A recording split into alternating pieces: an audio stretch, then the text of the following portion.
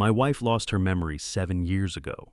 We thought it was just a tragic accident, a cruel twist of fate that took the brilliant woman I loved and left behind an empty, silent shell. But yesterday, my son and I took her to a new neurologist. When my son stepped out of the room to take a business call, the doctor leaned across his desk. His face was completely pale. He fixed his gaze on mine and dropped his voice to a whisper. "Keep your wife away from your son." I hadn't even begun to make sense of those words, hadn't managed to form a single question, when the door swung open behind me. My son was back, something clasped in his hands. My chest seized in that instant. The name's Gerald Harmon. Welcome back to Honor Revenge Stories, where the most powerful tales come from real life, the kind that leave you thinking long after the story is over. Before we go any further, drop a quick comment and let me know where you are listening from today and what time it is there. There is something about knowing that people from all corners of the world are sitting with a story like this one. It matters. A quick note before we begin.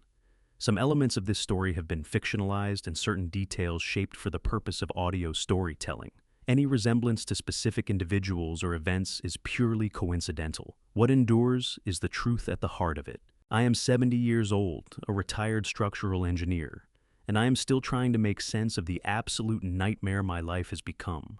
For 4 decades, I raised bridges and commercial high-rises across this country, convinced that a solid foundation could hold against any storm the world threw at it. I poured every waking hour into providing for my family, building a fortress of security around my wife and my only child. What I never saw coming was that the most devastating collapse would occur right inside my own home, engineered by the very flesh and blood I had spent my life shielding. The air inside Dr. Raymond Kessler's examination room was cold enough to raise the hairs on your arms, thick with the sharp bite of antiseptic and rubbing alcohol. I sat in a rigid plastic chair, gently cradling Lorraine's fragile hand between both of mine. My beautiful wife was 68 years old, but the grinding ordeal of the past 7 years had worn her into someone who looked far, far older. She sat beside me in her wheelchair, eyes fixed in a blank stare on a generic medical poster pinned to the far wall. Her fingers lay completely limp within my grip. Her body was present, but the brilliant, vibrant mind I had loved for decades was sealed away behind some dark, impenetrable wall. Standing on the other side of her wheelchair was Colt, my son, 40 years old, turned out in an immaculate, custom-tailored charcoal gray suit, his hair set, just so his heavy luxury watch catching the hard glare of the fluorescent ceiling lights. He looked every inch the cold, successful hedge fund manager he had made himself into. To anyone else in that room, he was the very picture of a devoted, attentive son, carving precious hours out of a frantic, high-stakes schedule to sit with his aging parents at yet another specialist's office. Dr. Kessler was behind his desk, eyes locked on his monitor. We had come in for what I believed was a routine follow-up. I was clinging to the hope that this new, highly recommended physician might offer some experimental therapy, or at least a fresh set of eyes on Lorraine's steadily worsening condition. Dr. Kessler had ordered a sweeping, comprehensive blood panel the week before, something far more exhaustive than any of our previous doctors had ever thought to request. I watched him carefully. The silence in the room stretched and thickened until it was almost suffocating. The only sound was the rapid clicking of his mouse. Dr. Kessler said nothing. He just kept reading, his brow creasing deeper with each line he scrolled through. I could see the muscles in his jaw working. Then Colt's phone buzzed sharply from the breast pocket of his suit. He drew it out, glanced at the screen, and exhaled a short, irritated breath. "Dad, it's the Atlanta office," Colt said, flashing me that apologetic, perfectly rehearsed smile. "I have to take this. Back in 2 minutes." He laid a gentle hand on his mother's shoulder, squeezed my arm, and stepped into the hallway, pulling the heavy wooden door firmly shut behind him. The instant the brass latch clicked into place, every last molecule of air in that room seemed to change. Dr. Kessler spun away from his monitor. The composed professional warmth he had carried since we walked in evaporated completely. The color had gone out of his face entirely, leaving his skin a dull, sickly gray. He pushed his stool back, rose to his feet, and crossed toward me in the 2 quick, urgent steps. His voice dropped to something well below a normal register. He leaned close enough that I could feel the nervous heat coming off him. He shot a frantic look at the closed door, then down at Lorraine sitting helpless in her chair, and finally his eyes locked onto mine. "Gerald, Dr. Kessler whispered, his voice shaking with a raw urgency that sent a wave of cold dread through me. "I need you to listen very carefully, and I need you not to react." I sat completely frozen. My mind groped for footing, but my voice had abandoned me entirely. "You need to get her out of your house." The doctor continued, his whisper barely a breath, yet somehow roaring in my ears. "I'm looking at her toxicology report right now. Gerald, you need to keep your wife away from your son." The air left my body in one violent rush. Keep her away from Colt. What in the world was he saying? My mind rejected it outright. Colt was the one who financed her in-home medical care. Colt was the one who managed every detail of her daily medications. Colt was the devoted, attentive son who came through the door every single day. I opened my mouth ready to demand an explanation, ready to ask this doctor if he had taken leave of his senses. But before a single word could form, the brass handle turned with a sharp, heavy click. Dr. Kessler snapped back instantly, snatching a clipboard from the counter and fixing his gaze on it with studied concentration. The door swept open. Colt came back into the room. He slid his phone into his pocket and offered that same polished, easy smile to the room. But it was not the smile that turned my blood to ice. It was what he carried in his other hand. A tall, dark green stainless steel thermos, a deep dent pressed into the side near the base, battered from years of daily use. It was an utterly ordinary object, one I had laid eyes on countless times before. But in the wake of the doctor's warning, the sight of it made my stomach drop straight through the floor. "All sorted," Colt said smoothly, drawing his chair back and settling in beside us. "Sorry about that, Dad. Financial markets don't pause for anyone." He twisted open the lid. A faint, earthy, faintly metallic scent drifted up and spread through the sterile clinic air. "Time for your herbal smoothie, Mom," Colt said, his voice soft, unhurried, radiating the patience of a saint. He lifted the thermos slowly toward Lorraine's chapped lips. For 7 long years, I had witnessed this exact ritual, watching it each time, with a heart swollen with gratitude for a son who cared so tenderly for his broken mother. But now, with Dr. Kessler's warning screaming at the back of my skull, every movement Colt made felt weighted, deliberate, and deeply wrong. Lorraine did not look at him. She was still somewhere far away, eyes on the wall, lost in whatever fog claimed her. But as the cold metal rim of the thermos touched her lower lip, something inside her stirred, not a conscious, deliberate act, a raw, primal reflex. Her frail hand jerked weakly upward, nudging the thermos away from her face. The sudden motion sent the dark liquid sloshing over the rim. Several drops landed squarely on my bare wrist. I clenched my jaw and held still. The liquid was warm, but the moment it soaked against my skin, it produced a sharp, strange burning sensation. Not heat, but something harsher, like a chemical irritant working into an open wound. I looked down at the dark stain spreading across my wrist, and my mind was dragged without warning back to a rainy Tuesday afternoon 7 years ago. The sickening, heavy thud resonating through our hallway.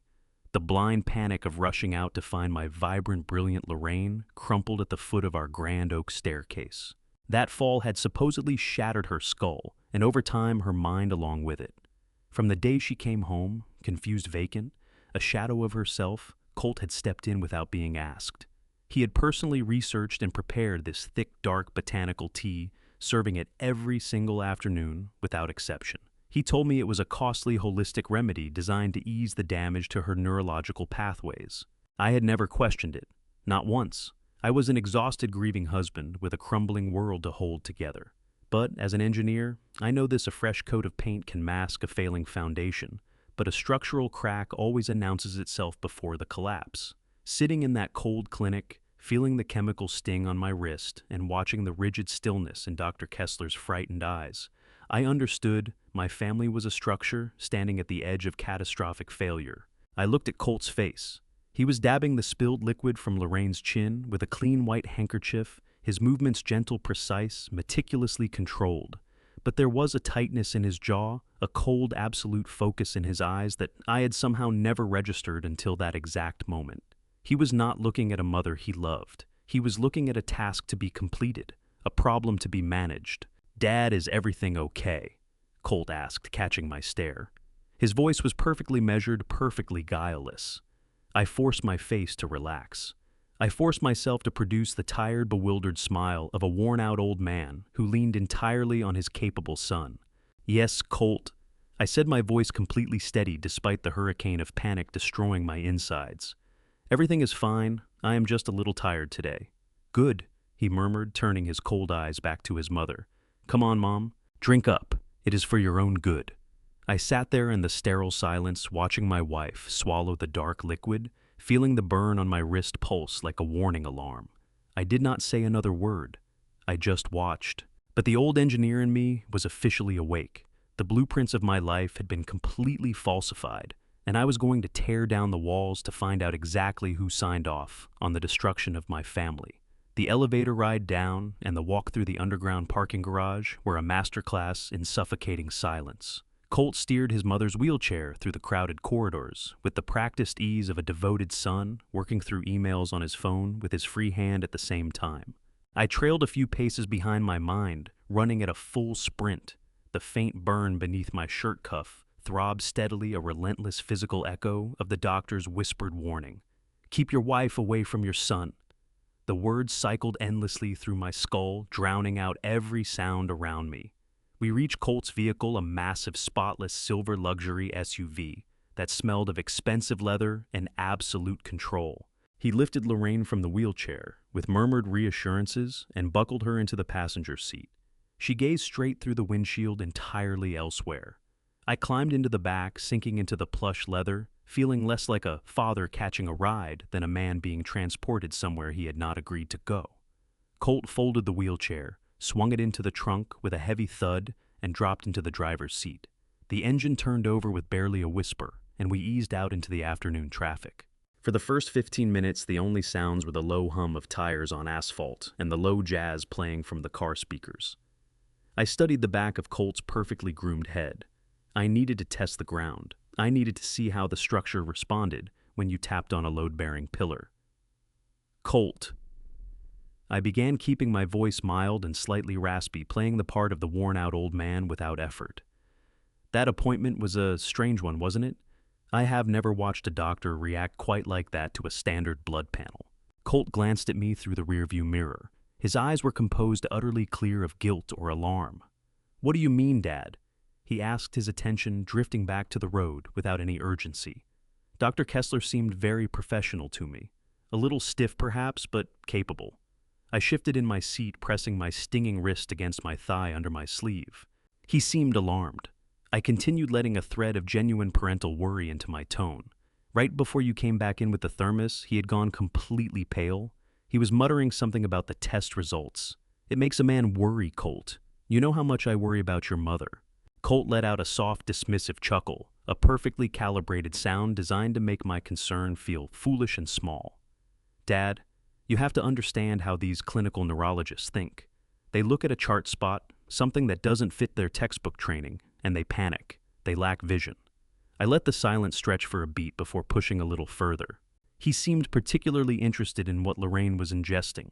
I said, keeping my eyes fixed on the back of his neck.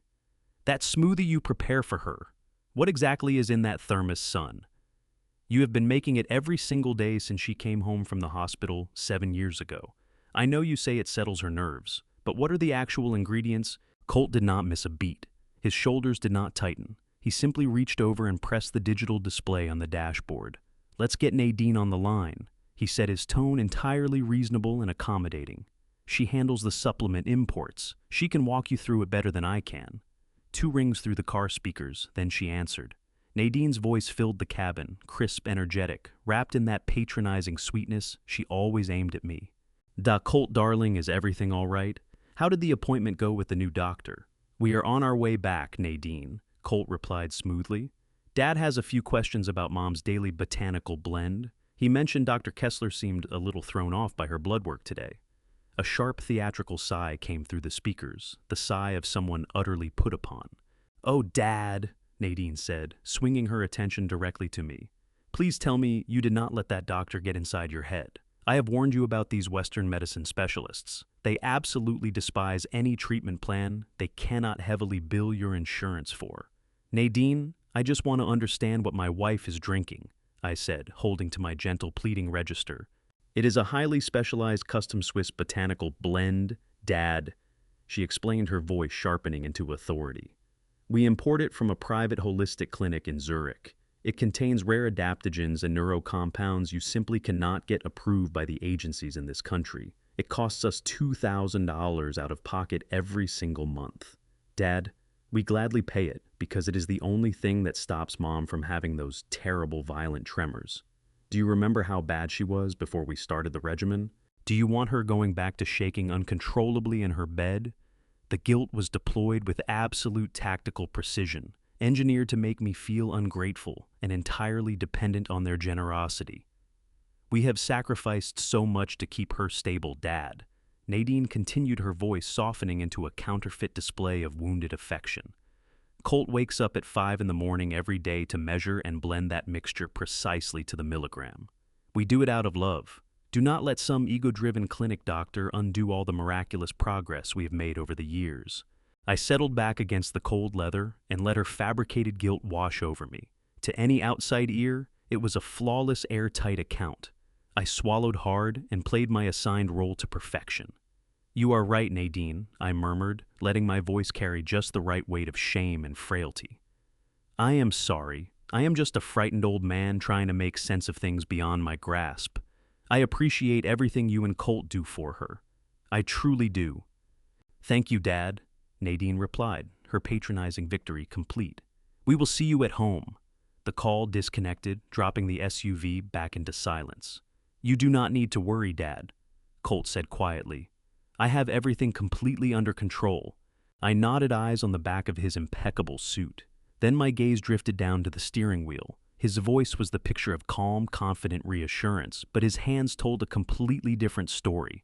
Colt was gripping the thick leather of the wheel with such brutal white-knuckled force that his fingers had gone bone white. His entire forearm was trembling against the console. The lie was flawless. His body was screaming. He knew I had been watching him, and he was terrified by whatever he imagined I was turning over in my mind. The rest of the evening passed in a suffocating haze of enforced normalcy. We pulled up to our sprawling suburban family estate, the house I had designed and built from the ground up to be my family's ultimate sanctuary.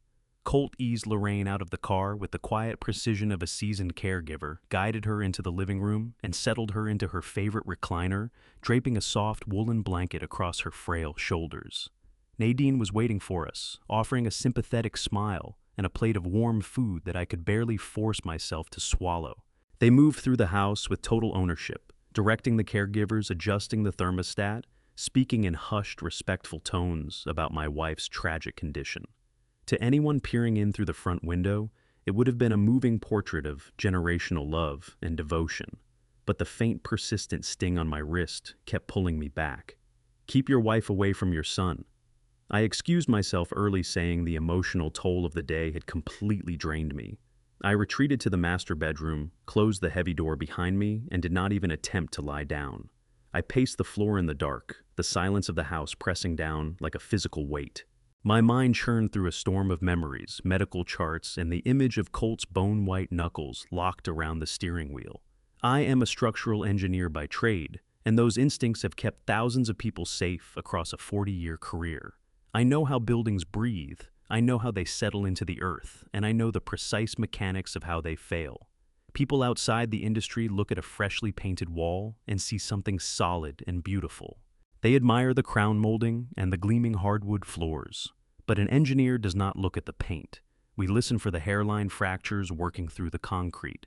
We measure the subtle millimeter shifts in the load-bearing columns. Standing in the dark of my bedroom, I ran that same logic against my son. Colt had constructed a masterful facade. The wealthy hedge fund manager, the devoted child who stepped forward when tragedy struck the pillar of strength for his aging parents. But the foundation was giving way. The sudden panic in the clinic, the elaborate story about a Swiss botanical blend, the death grip on the steering wheel, the doctor who had looked like he'd seen a ghost. These were not minor settling noises. These were the sounds of snapping steel. I was certain of it. Around midnight, the house finally fell quiet. I heard the muffled sounds of Colt and Nadine retreating to the guest suite at the far end of the hallway. I gave it another 30 minutes, listening to the rhythmic ticking of the antique long case clock in the study, before I eased my bedroom door open without a sound. I stopped in the shadows just beyond the edge of the expansive kitchen. A single pendant light burned over the marble island. Colt was standing there in his suit trousers and a crisp white shirt sleeves pushed up to his elbows. He was holding the dark green thermos. I watched from the darkness as he moved toward the secondary medical refrigerator we kept in the pantry. He set the thermos on the top shelf and closed the door. Then he did something that seized the breath right out of my chest. He drew a small, heavy brass padlock from his pocket, threaded it through the metal handles of the refrigerator door, and snapped it shut.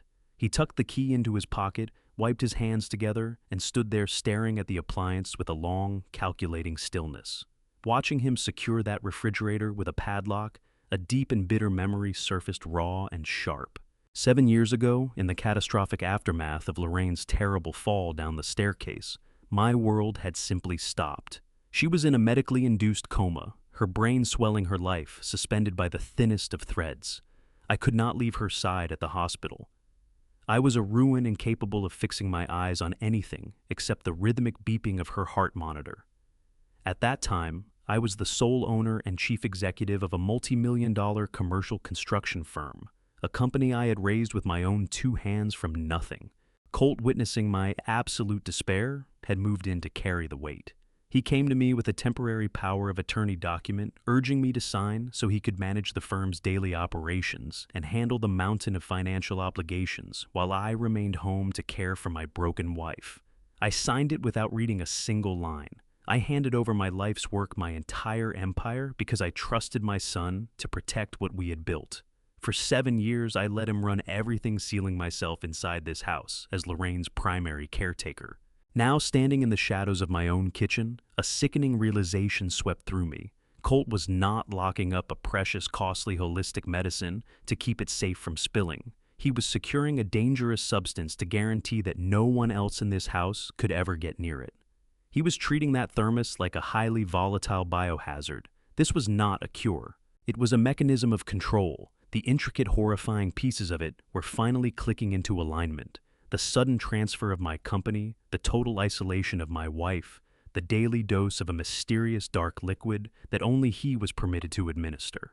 He had enclosed us in a prison of his own engineering, cloaking it all in the appearance of devoted, selfless love.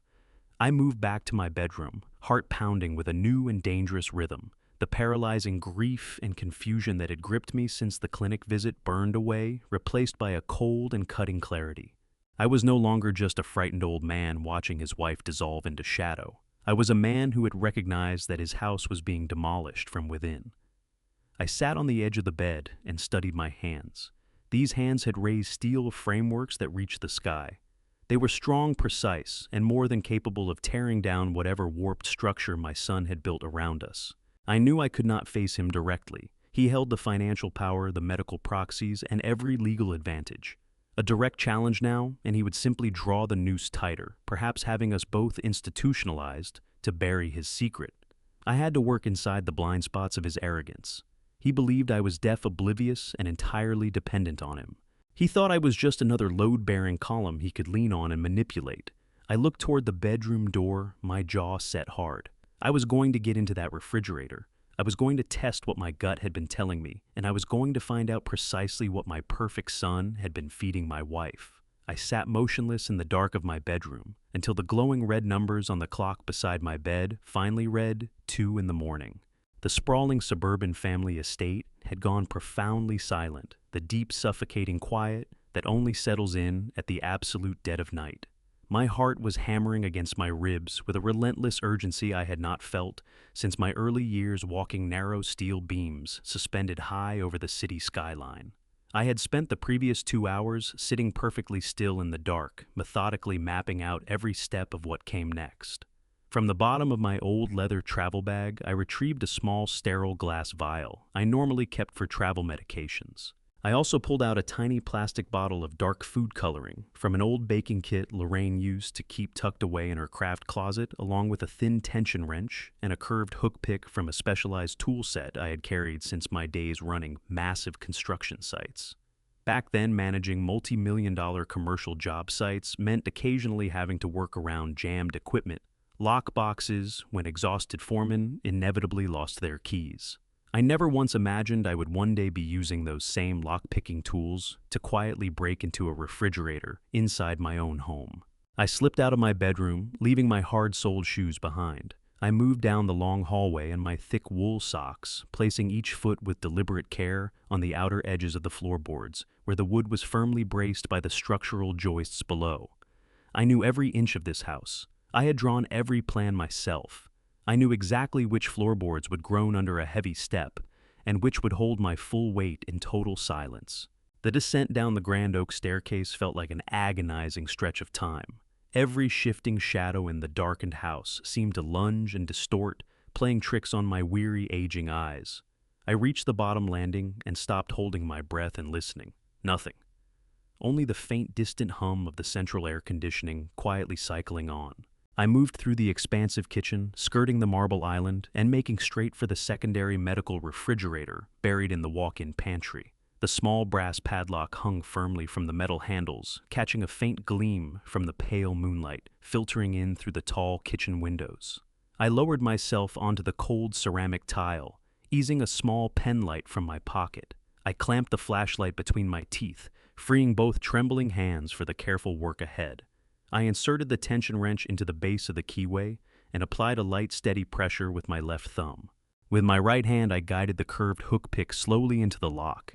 The internal mechanism was surprisingly crude, a standard brass tumbler that put up almost no resistance to a practiced hand. I felt the first metal pin bind, then click cleanly into place. Then the second. Then the third. A few seconds later, the internal cylinder surrendered with a soft, yielding metallic click. I caught the heavy brass lock firmly in my palm before it could strike the metal door and make a catastrophic sound. I slipped it into my trouser pocket and eased the refrigerator doors apart. A wave of cool artificial air washed across my sweating face. There, sitting entirely alone on the top wire shelf, was the dark green thermos with the dent pressed into its base. I reached in and took hold of it. It felt unnaturally heavy and cold in my grip. I carefully unscrewed the metal lid, wincing as that faint, metallic, deeply earthy smell drifted out again into the confined space. Moving as quickly as my old hands would allow, I uncapped my sterile glass vial and poured in about 2 fluid ounces of the thick, murky, dark liquid. I sealed the vial tightly so it would not leak and tucked it deep into my pocket. I carried the thermos to the deep kitchen sink and emptied the entire remaining contents straight down the drain, watching the dark liquid spiral away into the plumbing. I rinsed the interior thoroughly with cold tap water until no residue clung to the stainless steel walls. Then I refilled the container with fresh filtered water, adding 3 precise drops of the dark food coloring I had brought down from upstairs. I swirled it until the new mixture matched the murky, opaque appearance of Colt's supposed herbal blend. I screwed the lid back on tight, wiped the exterior clean with a dry dish towel, and carried it back to the pantry to set it exactly where I had found it. I was just reaching into my pocket for the brass padlock when my blood turned to ice. A sharp, distinct creak rang out clearly from the top of the wooden stairs. Footsteps. Someone in the house was awake. The soft padding of bare feet grew steadily louder, moving down the upper hallway toward the staircase. Pure panic detonated through my chest like a charge going off. I had only seconds before I was discovered. I shoved the brass padlock back through the refrigerator handles and pressed the shackle down hard until it snapped shut with a terrifyingly loud metallic click. The footsteps were halfway down the stairs. I swept my eyes across the moonlit kitchen. There was no time to reach the living room or the hallway without being seen. I threw myself backward into the dark walk-in pantry, pulling the slatted wooden door most of the way shut, and leaving only a thin crack to see through. I pressed my back hard against the shelving, tucking my body entirely behind a row of tall cereal boxes and canned goods. I clamped my hand over my mouth, silencing my own ragged, terrified breathing. Through the narrow gap in the door, the overhead kitchen lights snapped on, flooding the room in harsh, unforgiving brightness. Nadine walked directly into my line of sight. She was wearing a long cashmere robe, her sharp, calculating features starkly lit by the overhead glare. She crossed toward the kitchen island, opened a cabinet, and pulled out a drinking glass. She moved to the sink and turned on the tap. For a horrible stretched moment, she stopped and stared straight down into the stainless steel basin at the exact spot where I had just emptied the thermos. I squeezed my eyes shut, praying to whatever was listening that I had rinsed away every last trace of that dark liquid. As a career engineer, I had built my entire professional life on precise calculations, verifiable facts, and structural certainty. I had never once relied on luck, but in this suffocating moment, blind luck was the only barrier standing between my family's dark reality and total exposure. The silence in the house pressed down like something physical, thick with unspoken secrets and malice. I could feel the glass vial pressing against my thigh, a tiny container holding a truth that could shatter everything. I thought of Lorraine lying helpless in the bedroom, directly above us, with no awareness of the chemical prison our own son had constructed around her. The magnitude of that betrayal made me physically ill. I had to hold myself together. I had to stay composed. I drew a slow, shaking breath to steady my nerves. My heart was hammering so violently against my ribs, I was certain she could hear it from across the room. I held the vial in my pocket fingers, wrapped around it like a lifeline. Nadine stood there for what felt like an endless eternity, slowly working through her glass of water, her cold eyes moving through the dark corners of the kitchen. She took one deliberate step toward the pantry door. Every muscle in my body locked solid. If she opened that door, it was over. The element of surprise, the only real advantage I had, would be gone, and my son would know I was onto his game. But then, mercifully, she stopped. She set the empty glass on the marble counter, switched off the kitchen lights, and walked quietly away. I tracked the soft sound of her footsteps climbing the wooden stairs until they dissolved into the silence of the upper floor. I sank down against the pantry wall and sat on the cold tile clutching the vial. I had the evidence. Now I needed the truth. The morning sun pushed through the heavy curtains of the master bedroom, throwing long shadows across the hardwood floor.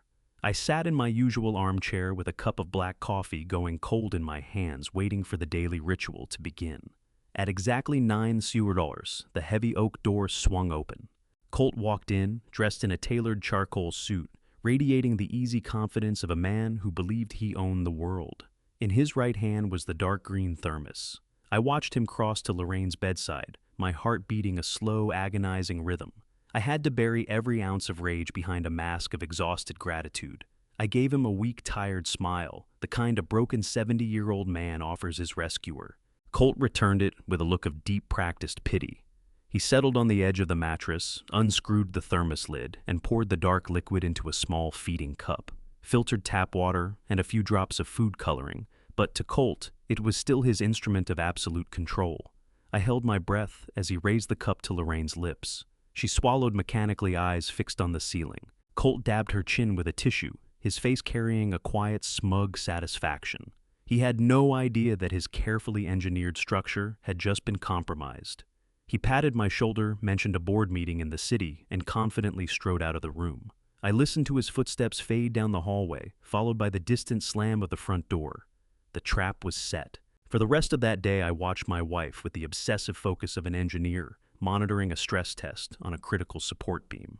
I sent the afternoon caregiver home early, saying I wanted quiet time alone with Lorraine. I pulled my chair to the edge of her bed and tracked every breath, every faint twitch of her muscles. For the first few hours, nothing changed. The heavy fog of the past 7 years seemed completely undisturbed. She lay silent and still staring at the wall. Doubt began working its way into the margins of my mind. What if I was wrong? What if her condition was genuinely an irreversible neurological collapse? But as the late afternoon sun dropped below the horizon and the room filled with a dim orange glow, I caught the first hairline crack in the facade. The chronic violent tremors that typically seized her hands before dinner were entirely absent. Her fingers rested perfectly still against the white cotton sheets. Her breathing, usually shallow and erratic, had settled into a deep, natural rhythm. The rigid tension in her jaw slowly eased. I sat completely frozen in my chair, afraid to make a sound, afraid to disturb whatever fragile process was unfolding inside her. The chemical chains were beginning to dissolve. I stayed awake long after dark, refusing food, refusing to take my eyes off her for even a moment. The house fell into its deep, heavy silence, but my mind was screaming with equal parts desperate hope and absolute terror. I was waiting for a ghost to come back to the world of the living. The hours moved with agonizing slowness. Midnight dissolved into 1 a.m., then 2. My eyes felt like they had been dragged across gravel, but I wouldn't let them close. On the nightstand, the digital clock bled its harsh red numerals into the surrounding dark. 4 o'clock in the morning, that was the moment everything broke open. One instant, the room was wrapped in its familiar mechanical quiet. The next, a sharp gasping sound split it clean in two. I was out of the chair before I'd even thought to move, heart hammering up into my jaw. Beneath the heavy blankets, Lorraine erupted a violent, convulsive stirring that had nothing in common with the dull, robotic shifting I'd watched for 7 years. She shoved the covers off her chest with a wild, uncoordinated burst, like someone surfacing from deep water. I threw myself forward onto my knees beside the bed palms, suspended just above her trembling frame. She turned her face toward me. Pale moonlight from the window fell across her, and every molecule of air left my lungs. For 7 agonizing years, her eyes had been sealed behind a thick, impenetrable chemical fog. That fog was gone. Her gaze was razor-sharp, fully present, but what looked back at me wasn't the warm recognition I'd begged God for across 1,000 sleepless nights. What I saw instead was pure, primal, absolute terror, wide, dilated, the eyes of someone who had just woken up entirely trapped inside a burning building. "Gerald," she breathed. My name, coming out of her mouth after all this time. It was barely a sound, a raspy tissue-thin whisper worn down to almost nothing by years of silence, but I would have known it in a hurricane. The shock physically felled me. I reached toward her face, wanting to tell her she was safe, that I was right there beside her. My fingers never made it. Before I could touch her cheek, her hands shot out of the dark, frail skeletal, impossibly strong, and seized the front of my shirt. She dragged me down toward her breath, coming in shallow, ragged bursts. Those eyes swept the darkened room in quick, terrified arcs, raking the corners, the shadows as though something was crouched just out of sight and about to move. Then they came back to me, and the pain written across her face was unbearable. Her lips shook as she fought her own uncooperative throat. I brought my ear within inches of her mouth. I wasn't capable of movement or speech, only listening. Her fists bunched tighter in the fabric of my collar, knuckles bone white. "Key!" she forced out. One word scraped up from somewhere deep. "Key!" I never got to ask what she meant. I never got to plead for more. A spasm seized her whole body without warning, violent and total. A crushing migraine detonated behind her eyes. I could see the exact moment it hit. She cried out in pure agony, her hands flying from my shirt to press against both sides of her skull. Her spine bowed hard against the mattress, her eyes rolling back as the pain overwhelmed whatever fragile circuit had just flickered to life inside her. And then she was gone again, collapsed into the pillows, pulled under instantly into a profound, heavy unconsciousness. I stayed there on the bare wooden floor, in the freezing black, utterly alone, both hands shaking so badly I couldn't have held a glass of water. Silence sealed the room shut again, like a lid dropping. Key. The word ran laps inside my skull, hitting the same walls over and over. My wife was a prisoner in her own body, locked behind a wall of chemicals, and I had just picked up the faintest signal from the other side of it. In that moment, I made a vow cold and unshakable I would dismantle my own treacherous son, piece by piece, down to the last screw, until I found the lock that word was meant to open. Pale light began bleeding through the curtains as morning arrived, and it brought with it the feeling of something enormous and terrible gathering on the horizon. I hadn't shut my eyes for a single second since Lorraine had gone limp. I sat rigid in the armchair, tracking the rise and fall of her chest. She hadn't spoken again. The drug-weighted sleep had pulled her back down, reclaiming her. But that one word she'd pressed into the dark key was scorched into me permanently. I turned it over endlessly in my mind, the way you turn a jagged piece of broken metal in your fingers, searching for what it once connected to. At exactly 8 in the morning, the front door opened. Expensive heels on hardwood, I recognized the rhythm immediately. Nadine. She almost never appeared this early, and she certainly never came without calling ahead. I scrubbed a hand across my face, arranged the expression of a broken, sleep-starved old man, and moved into the hallway to head her off.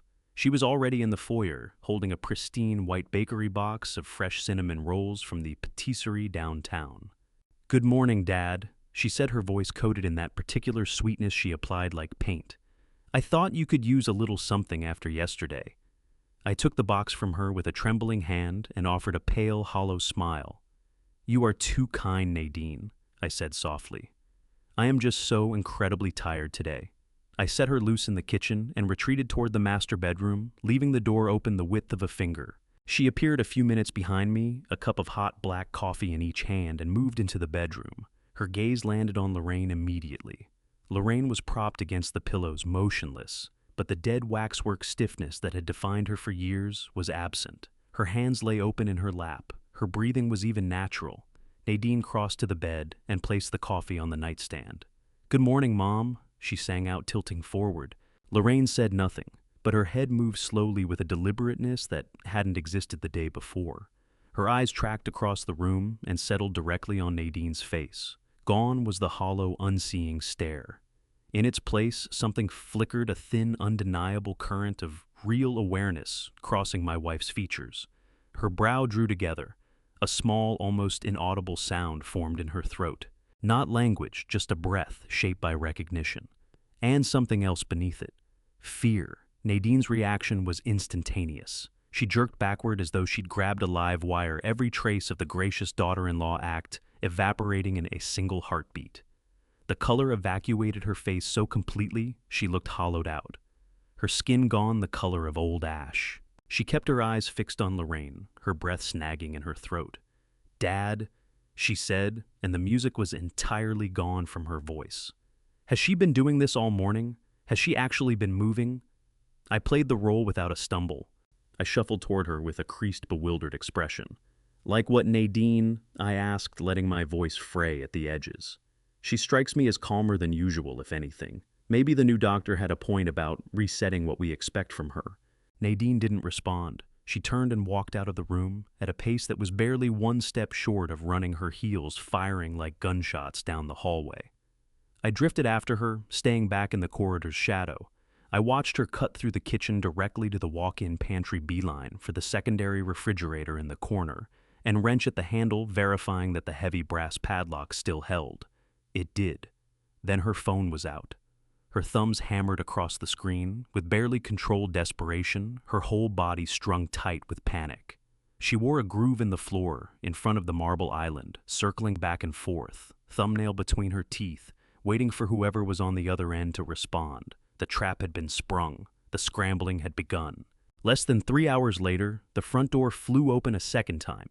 Colt came through it like a man barely keeping his fury buttoned inside a costume of medical urgency. The business suit was gone, dark slacks, a dress shirt half crumpled, the controlled executive facade cracking at the seams. He looked like a circuit about to blow. Nadine trailed in right behind him, wringing her hands with the practiced anguish of a stage performance. He went straight to the living room, a thick manila folder jammed under one arm. "Dad, sit down," he said, and it wasn't a request. It was the flat command of someone who signs termination letters without flinching. I lowered myself to the sofa's edge and let my hands lie in my lap, visibly unsteady. "What is wrong, Colt?" I managed pitching my voice with a thin, frightened quaver. "Why are you both so upset? Is something wrong with your mother?" He threw the folder onto the glass coffee table, hard, the slap of it cutting across the room, then dropped to one knee in front of me, both hands pressing down on my knees. "Dad, you need to listen to me very carefully," he said, his gaze drilling into mine with something predatory behind it. "Nadine called me this morning. She told me Mom was displaying unusual motor function and increased lucidity. I know you think this is a good thing, Dad. I know you want your wife back, but you do not understand what is actually happening." A pause, a long performed exhale. "I spoke to Dr. Kessler and our specialists in Zurich immediately. This is not a recovery, Dad. It is a dangerous terminal neurological spike. Her damaged neural pathways are misfiring violently. The sudden lucidity is a symptom of a massive impending catastrophic seizure. The holistic blend is no longer enough to suppress it. We have to move her tonight." I stared at him, letting my jaw go slack in feigned absolute horror. "Move her where?" I whispered, both hands clutching the fabric of my trousers. "We have secured a bed in a highly specialized closed-ward psychiatric facility, upstate," Colt said, rapidly, not missing a beat. "They have the restraints and the chemical suppressants required to keep her from destroying her own brain. An ambulance is coming for her at 8 tonight. It is the only way to save her, Dad. You have to trust me." He pushed the thick manila folder across the glass table toward me. "I just need you to sign these transfer authorizations," he said, tapping an expensive black lacquer pen against the stack of documents. "It gives me the medical proxy to facilitate the move and authorize the heavy sedatives they will need during transport. Just sign the back page, Dad. We do not have time to waste. I ignored his urgency and slowly opened the folder. The first 3 pages were routine medical transfer forms. Then I reached page 4, and something cold moved through my chest. Buried inside an emergency proxy paragraph was a clause for the permanent transfer of asset management. They were taking my wife and reaching for everything else I had left. I fixed my eyes on the thick black ink of that clause. Permanent transfer of asset management. The words seemed to pulse on the page as the full architecture of my son's plans snapped into terrible focus. They weren't merely warehousing Lorraine in a locked psychiatric ward to conceal her recovery.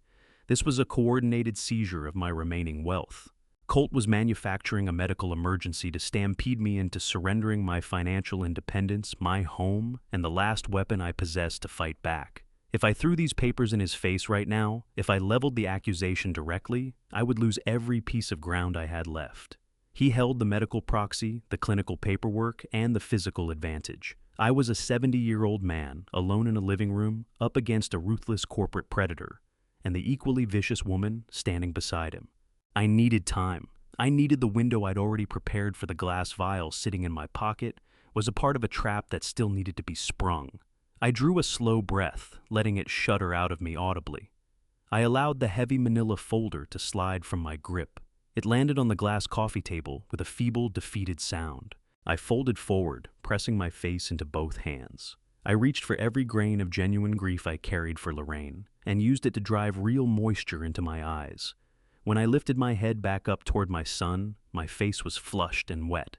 A long, broken sob came up from somewhere that didn't require any performance at all. "Colt," I gasped, voice reduced to a thin thread. "You cannot do this tonight. You cannot take her out of this house in the dark like some common criminal. She is my wife. She has been my entire world for over 40 years. Colt folded his arms across his chest, his expression hardening into pure impatience. He shot a glance at Nadine, who exhaled a sharp, irritated breath and rolled her eyes. "Dad, we have been over this," Colt said, his voice soaked in patronizing exhaustion. "It is a medical necessity. If we do not transport her immediately, she could suffer a fatal aneurysm. The doctors have already arranged the specialized transport team. You are not thinking logically. You are letting your emotions endanger her life." I dropped to my knees on the expensive Turkish rug. It was a calculated act of complete submission, the most convincing surrender I could offer to 2 people who needed to believe they had already won. I looked up at them, inhabiting every inch of the helpless, clueless old fool they had decided I was. 3 days. I begged, letting my voice climb and fracture. Just give me 3 more days. Let me say goodbye to her in the home we built together. Let me sit beside her and read her favorite books one last time. If you take her tonight, the shock will kill me, Colt. I swear it will kill me. Nadine stepped forward and looked down at me with barely concealed revulsion. "Colt, we cannot delay the transport. The deposit for the private psychiatric suite has already been wired. If we wait, we lose the reservation, and his mother might have another episode." "Let him have his 3 days," Colt interrupted smoothly, raising one hand to cut her off. He gazed down at me, his eyes lit with the quiet, arrogant pleasure of a man watching his opponent fold. He saw a broken old man on the floor, fully subjugated, no threat left in him. He was certain the structure he'd built was holding. He was certain he had won. "I will call the clinic and buy you exactly 72 hours, Dad." His voice had shifted back to that sickening, reasonable cadence. "But you have to sign the transfer authorizations right now, all of them. I need the legal power to hold her bed at the psychiatric ward, and I need the asset management proxy finalized so I can release the funds for her extensive incoming treatments. You sign the papers tonight and you get your 3 days for a proper goodbye. After that, the ambulance comes and you do not interfere. Do we have a deal?" I nodded quickly, dragging the back of my trembling hand across my wet face. "Yes," I whispered. "Yes, whatever you need, Colt. Just please let me keep her here until Friday." Colt pulled the manila folder off the table and pushed it hard against my chest, pressing the expensive black lacquer pen into my palm. I took it, letting my fingers fumble clumsily with the casing. I opened the folder to the first page and looked at the small yellow sticky notes Nadine had carefully placed beside every signature line. I pulled in a shaky breath and set the pen to paper. Over 4 decades running a large commercial construction firm, I had worked through thousands of sensitive multi-million-dollar contracts. In the brutal world of commercial real estate, hostile takeovers and fraudulent documents were a constant looming hazard. To guard against them, my corporate attorneys and I had put a very specific classified security measure in place. My legally binding signature required my middle initial, the letter M, rendered with a very particular unbroken loop connecting it to my last name. Any document signed without that middle initial was immediately void classified by my legal team as an invalid variant reserved exclusively for draft reviews and non-binding preliminary negotiations. Colt knew nothing about this. He had inherited control of the company only after I stepped back, and he had never troubled himself with the granular details of my personal legal defenses. I moved the pen across the page with deliberate care, leaving out my middle initial entirely. First name, last name, shaky jagged, convincingly desperate. I worked through the pages signing the medical proxy the same way. I reached page 4, looked straight at the permanent asset transfer clause, and put the same invalid signature on it without hesitation. I repeated the deliberate omission on every single line, then handed the folder back to my son with the expression of a man who had just signed away everything he loved. Colt snatched it and leafed through the pages, quickly verifying that the ink was in the right places. A cold smile spread across his face. "Thank you, Dad," he said, his voice smooth and even. "You are making the right choice. We will see you on Friday morning with the transport team. Do not do anything foolish." I watched from the floor as Colt and Nadine moved out of the living room together. The heavy front door slammed behind them and the house went quiet. I stayed on my knees listening as their vehicle backed out of the driveway and the engine note faded into the distance and disappeared. When it was fully gone, the shaking in my hands stopped. The tears on my face dried. I got to my feet in one smooth motion and rolled my shoulders back. The helpless old man evaporated. What stood in his place was the engineer measured precise and already several moves ahead. They had handed me 72 hours. That was more than enough time to take them completely apart. I retreated to the master bedroom, where Lorraine lay in a deep sleep, her breathing slow and steady and natural in a way it hadn't been in 7 years. That sterile glass vial was still sitting in my pocket, like a live coal heavy with the toxic secret that had hollowed out her mind. The next morning arrived gray and flat. I knew Colt too well to believe he'd leave us unobserved. I had designed this house myself, plotting every sightline and security angle, but Colt had overhauled the exterior cameras when he absorbed my construction empire. I had to operate as though hostile eyes were on me at every moment. I spent the early hours performing my role with absolute precision. Worn slippers hunched shoulders, shuffling between the kitchen counter and the island. I poured a cup of black coffee with hands that shook on purpose. I sat and stared at the marble surface with the hollow expression of a man preparing himself for the worst kind of loss. Around 9:00 in the morning, I began the ordinary errand that would give me my cover. I worked through the kitchen trash, methodically knotting the heavy plastic bags closed. I reached into my pocket and closed my fingers around the cold glass of the vial. I transferred it with care into the inner breast pocket of my thick wool cardigan and zipped it shut. Then I gathered the trash bags and made my way slowly toward the back door. The morning air hit me sharp and cold, carrying the faint edge of coming rain. I moved down the paved driveway with my head bowed, adopting the shuffling, labored pace of a man whose spirit had already quit. I could feel the security camera above the garage tracking me, its cold, unblinking lens following my path. I kept my collar up and my face angled down. Our property backed against a narrow, overgrown alleyway running behind the rear entrances of the neighborhood estates. When I had engineered the perimeter walls 4 decades ago, I'd deliberately left a small, irregular blind spot directly behind the massive old oak tree anchoring the far corner of the lot. The spread of its branches combined with the angle of the tall brick retaining wall carved out a dense pocket of shadow that no camera lens could reach. I got to the large plastic bins lined up against the brickwork, lifted the lids, and dropped the bags in with a hollow thud. Then I paused, took a slow measured breath, and stepped 3 deliberate paces backward into the cover of the oak's shadow. The alleyway was still and silent, tangled with wild ivy and old debris. From deep within the darkness, a figure separated itself from the wall. He moved forward without a sound, working an unlit toothpick from one side of his mouth to the other. Bud Malone was 72 years old, but he still wore the frame of the formidable private investigator he'd been for over 40 years. We'd grown up together in the same rough neighborhoods, gone through the same fights. During my years building commercial high-rises, Bud was the man I'd call to quietly dig up the truth on shady subcontractors and crooked city inspectors. He was my oldest, most trusted friend, a man built from loyalty and hardened grit. "You look like pure hell, Gerald." Bud rasped, his voice like coarse gravel dragged across rough stone. He kept himself anchored in the shadow-broad shoulders, set back from the light. He had on a worn canvas jacket and a dark flat cap pulled low over those sharp, watchful eyes. "I feel like it, Bud." I whispered back the words, carrying both an enormous relief and a residue of fear I couldn't quite shake. "Thank you for getting here on such short notice. I know I gave you almost nothing when I called from the burner phone this morning." "You said it was life or death," Bud said, shifting the toothpick. "In 40 years, you have never used those exact words with me. So, what kind of mess are we looking at? Your boy Colt finally crossed a line. He cannot buy his way back from—" "Oh." I reached into the inner breast pocket of my cardigan. My fingers were not entirely steady as I drew out the sterile glass vial. The dark, murky liquid moved thickly against the curved glass walls. I extended it into the shadow between us. Bud's large, calloused hand closed around it.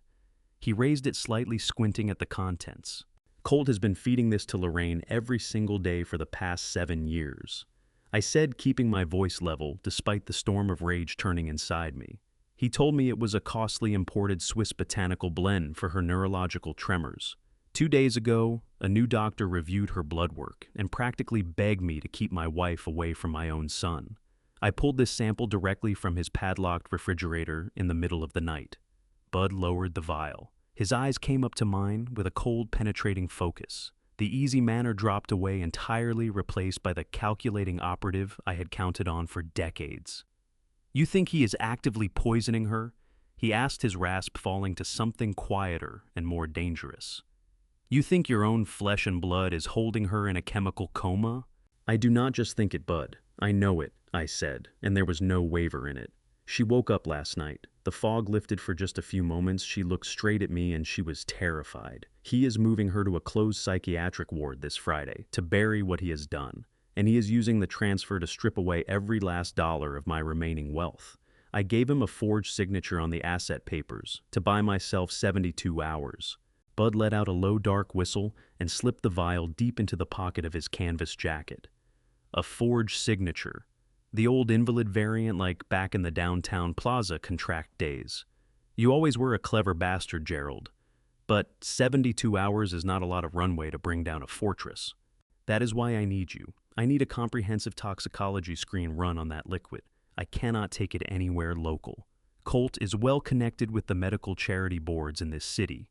If my name lands at a standard lab, his people will flag it, and that sample will vanish before it ever touches a microscope."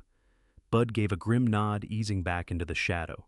"I will get you the absolute truth, Gerald," he murmured, and then the darkness swallowed him entirely. I watched Bud dissolve into the heavy morning fog before turning back toward the house. My hands were empty, but my mind was running with cold, focused clarity. I had 72 hours to dismantle the structure my son had built around my family. Securing irrefutable proof of what was happening inside these walls was the first requirement. A toxicology report alone wouldn't be enough. A chemical analysis would confirm what was in the vial, but I needed to observe how Colt and Nadine conducted themselves when they were certain nobody was watching. I needed eyes in the dark. Later that morning, I told Nadine I was driving to the pharmacy for my blood pressure medication. She offered to take me, her voice lacquered with false concern, but I refused with the stubbornness of a proud old man who still had a few shreds of autonomy left to defend. She didn't push. She was eager for an empty house to work on finalizing the psychiatric transport arrangements. I drove directly to a specialized electronics retailer on the far edge of the city. I skipped the consumer security aisles and asked for the store manager by name, a man who had quietly sourced discreet surveillance equipment for my construction firm in the old days. I purchased 4 military-grade micro cameras, devices smaller than a dime, fitted with ultra-high-definition lenses, thermal night vision, and encrypted wireless transmitters that would push a live feed straight to my tablet. I was back before afternoon. The house was quiet. Nadine was upstairs locked in a long business call, and Colt was at his corporate office. I had a narrow, fragile window, and I moved into it without hesitation. I went down to the basement workbench and laid out my tools. 4 decades of analyzing structural load paths, engineering complex electrical grids, and designing the hidden infrastructure of massive commercial high-rises, rewiring a handful of miniature cameras into existing household fixtures, was elementary work by that standard. I pulled down the hardwired smoke detectors I had already loosened from the ceilings. I fitted the tiny camera modules directly into the slotted plastic vents of the detector housings, and tapped each one into the continuous electrical current of the house. They would never need batteries. They would record without pause and visible in plain sight. I moved through each room with the quiet, deliberate efficiency of a man who had spent his life building things that were meant to last. The first modified detector went up directly above the marble island in the kitchen, giving me a clean, unobstructed angle on the secondary medical refrigerator. What I was about to uncover would not just confirm my worst fears, it would rewrite everything I thought I knew about the past 7 years.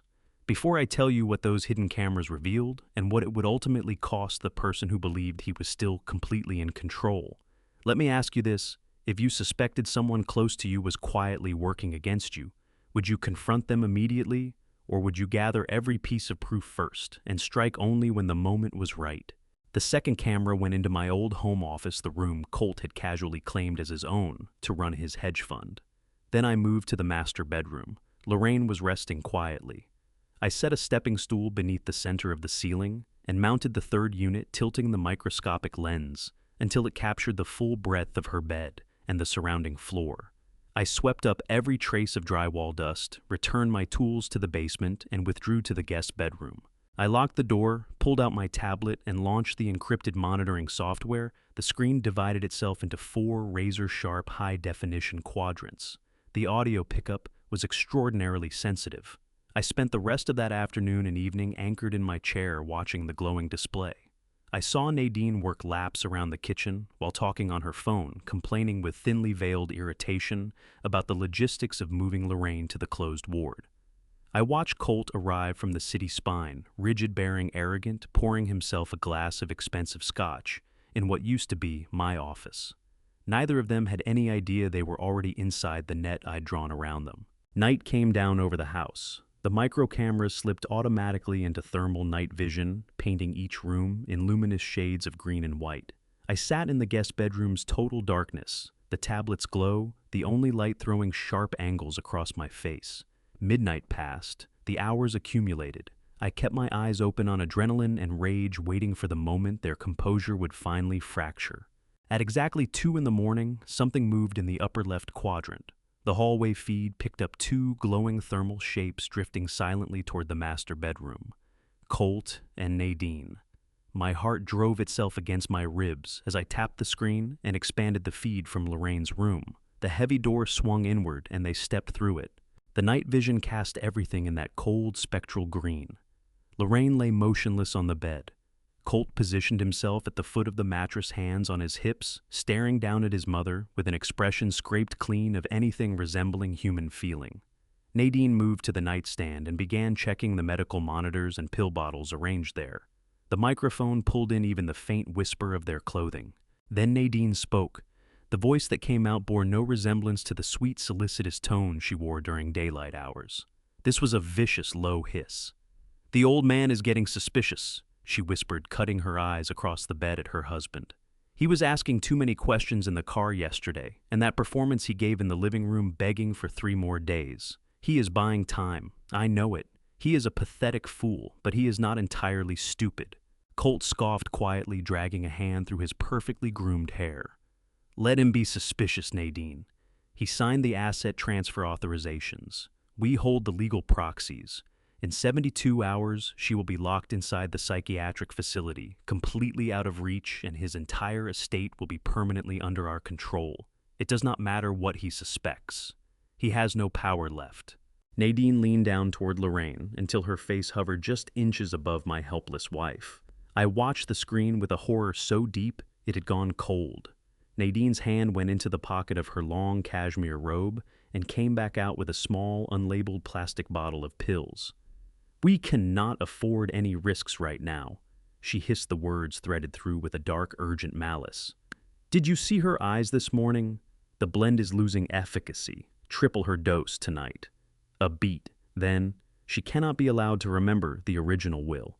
The blood drained out of me, my hands locked around the tablet knuckles going white. The original will. My mind wrenched itself back 7 years. Before Lorraine's fall, we had sat together with our estate attorneys and drafted a precise ironclad joint will. We had deliberately constructed it so that if either of us died or became medically incapacitated, our entire accumulated wealth would pass around Colt entirely shielded from his reckless appetites inside unbreakable trusts.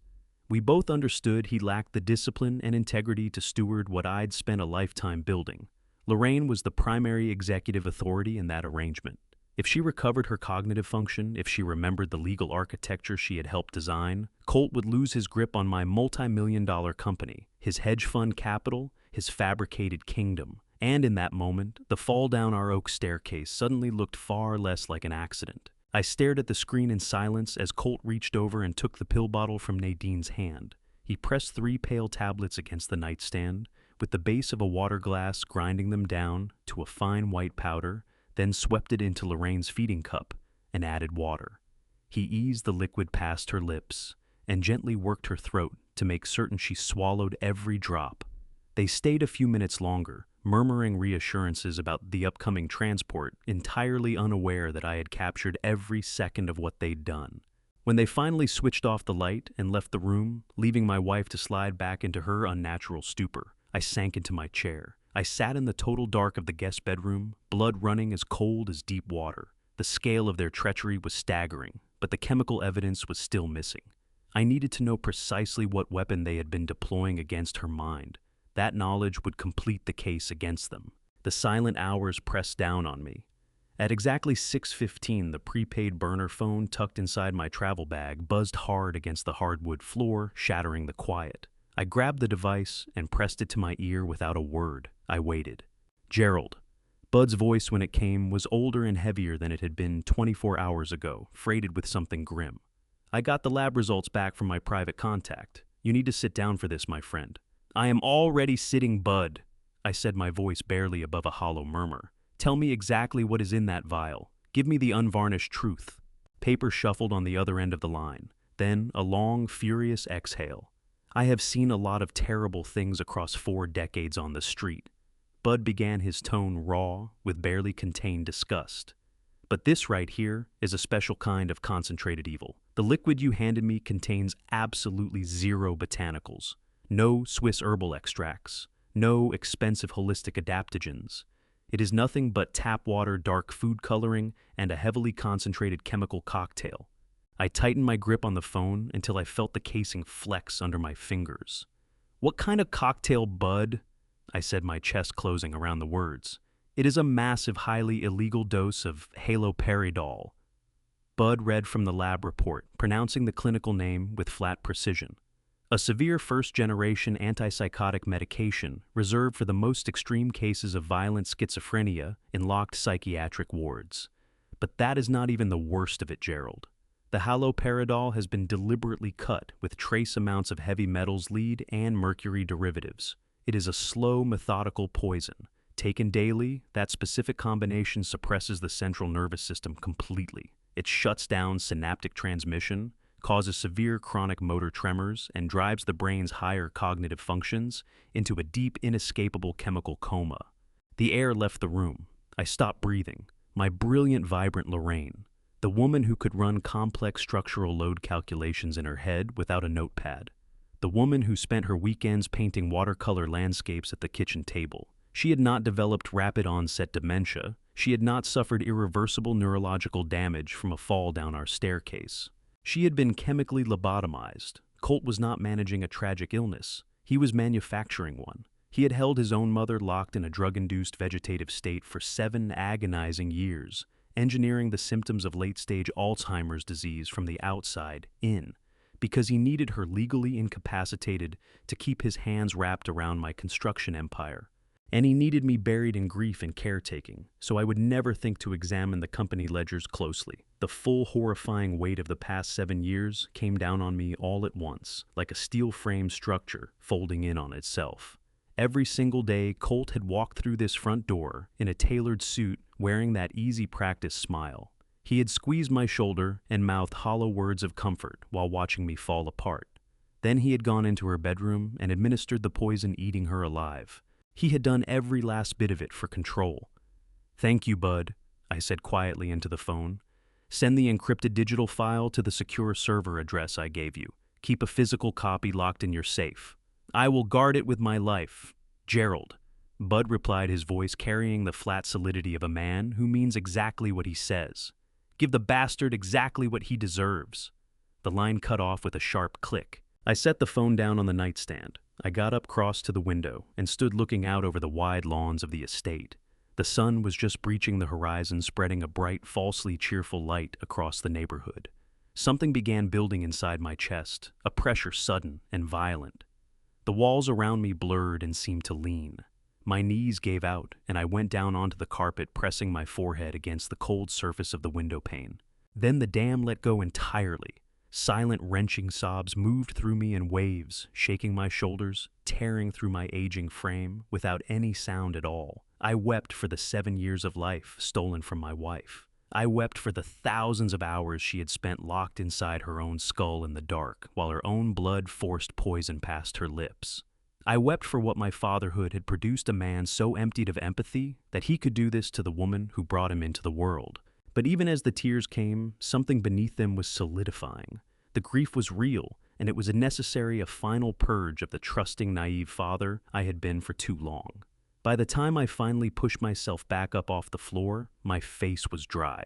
The sorrow had burned itself out, and in its place sat something harder and colder than anything I had felt before.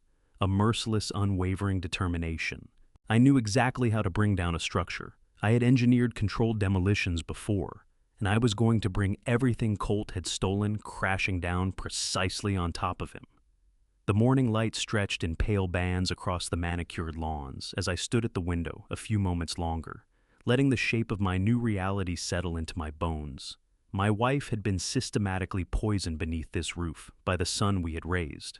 I moved out of the guest bedroom and into the long hallway beyond it. At the top of the grand oak staircase, I stopped. I stood without moving, staring down at the polished wooden steps below. 7 years ago, I had found Lorraine at the bottom of that same flight, crumpled, broken, lying, twisted on the floor. Colt had been the one to call the ambulance.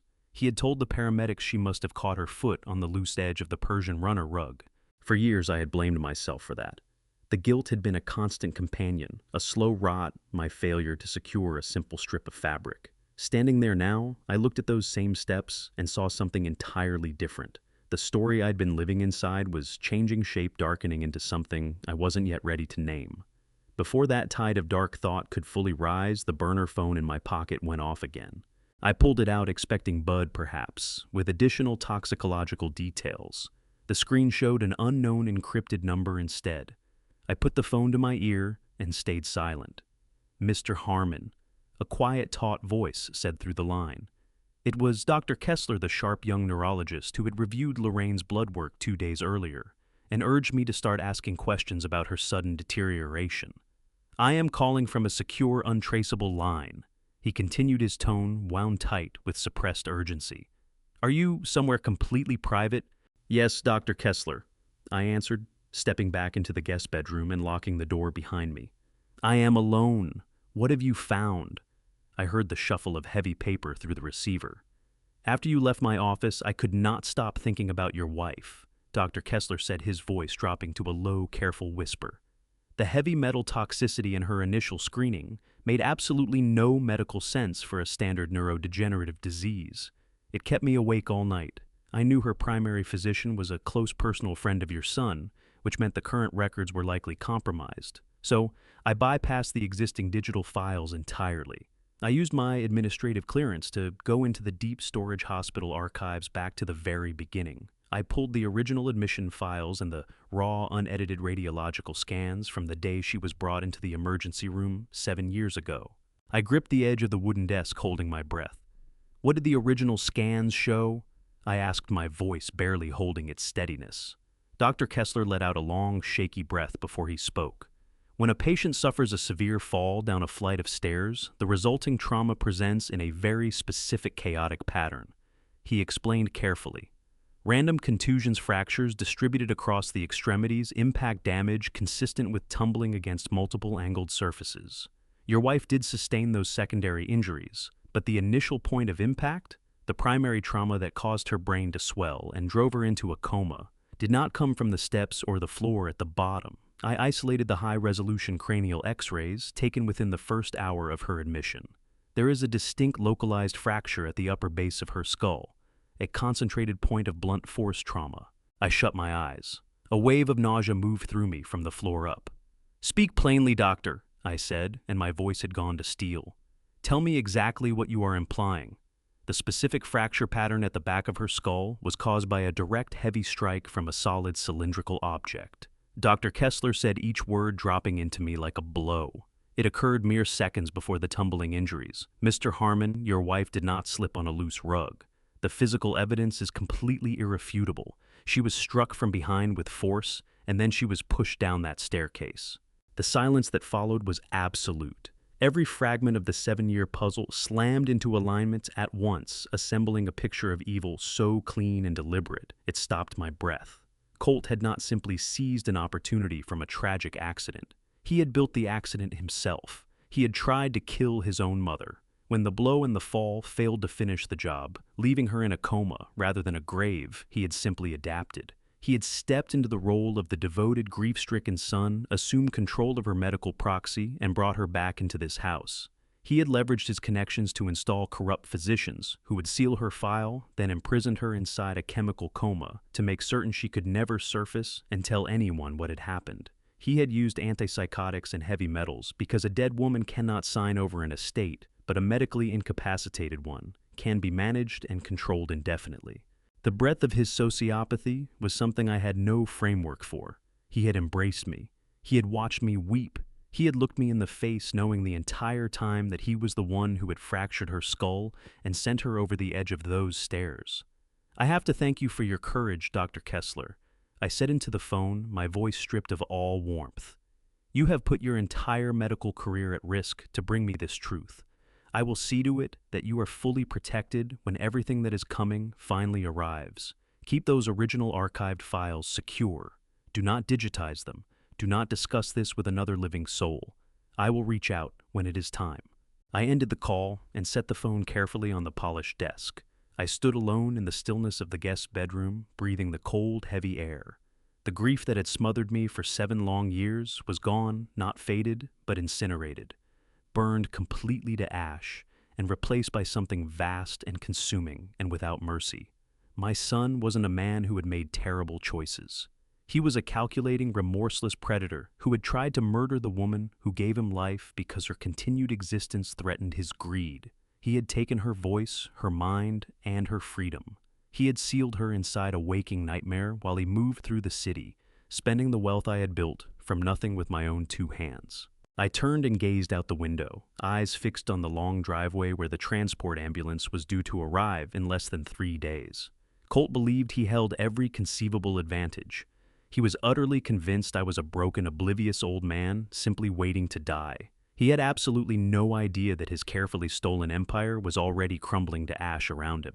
I stood motionless in the guest bedroom, letting the devastating revelations from Dr. Kessler sink deep into my bones.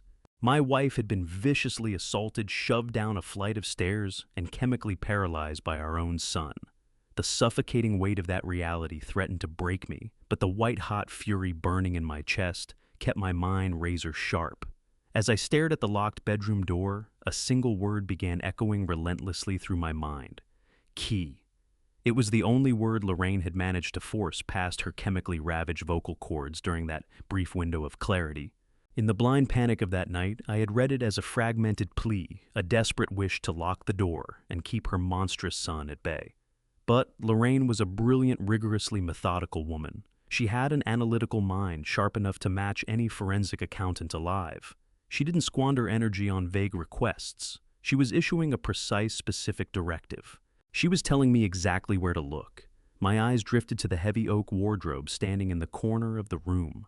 When Colt had forcibly moved me into this guest suite, he casually instructed the movers to bundle up my things, alongside a few of Lorraine's older, seemingly worthless personal items he deemed unfit for the pristine master bedroom.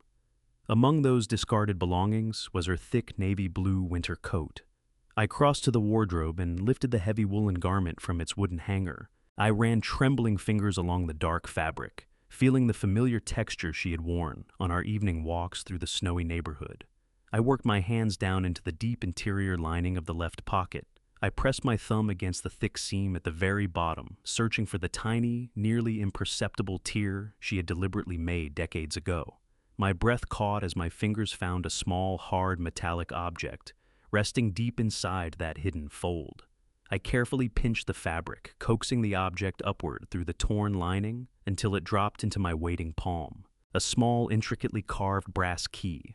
I closed my fist around the cold metal, my heart hammering an uneven, furious rhythm against my ribs. I knew precisely which lock this key belonged to. I waited patiently through the late afternoon, watching the live surveillance feeds on my encrypted tablet. The screens confirmed that Colt was still firmly planted at his corporate headquarters in the city, and Nadine had driven off to some luxury spa for a lavish, thoroughly undeserved afternoon of pampering. The vast house stood completely empty, wrapped in a heavy, oppressive silence.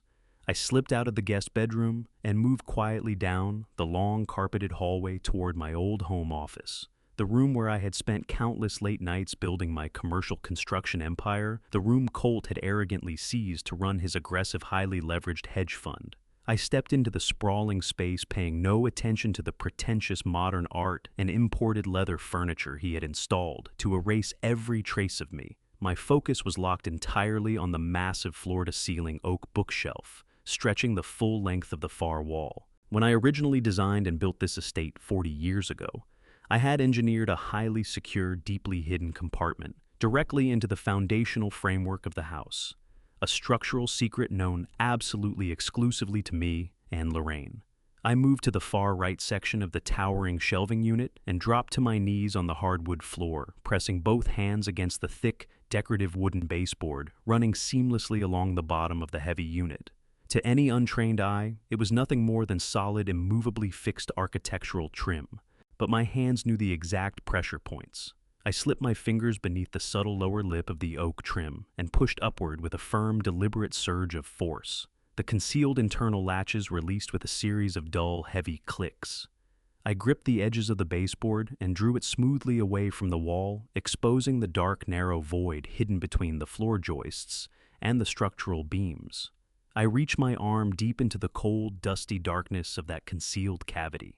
My fingers met the familiar cold steel surface of a heavy lockbox. I gripped the sturdy handle and hauled the box out into the dim light of the home office, setting it down carefully on the expensive Turkish rug and brushing away a thick layer of accumulated dust.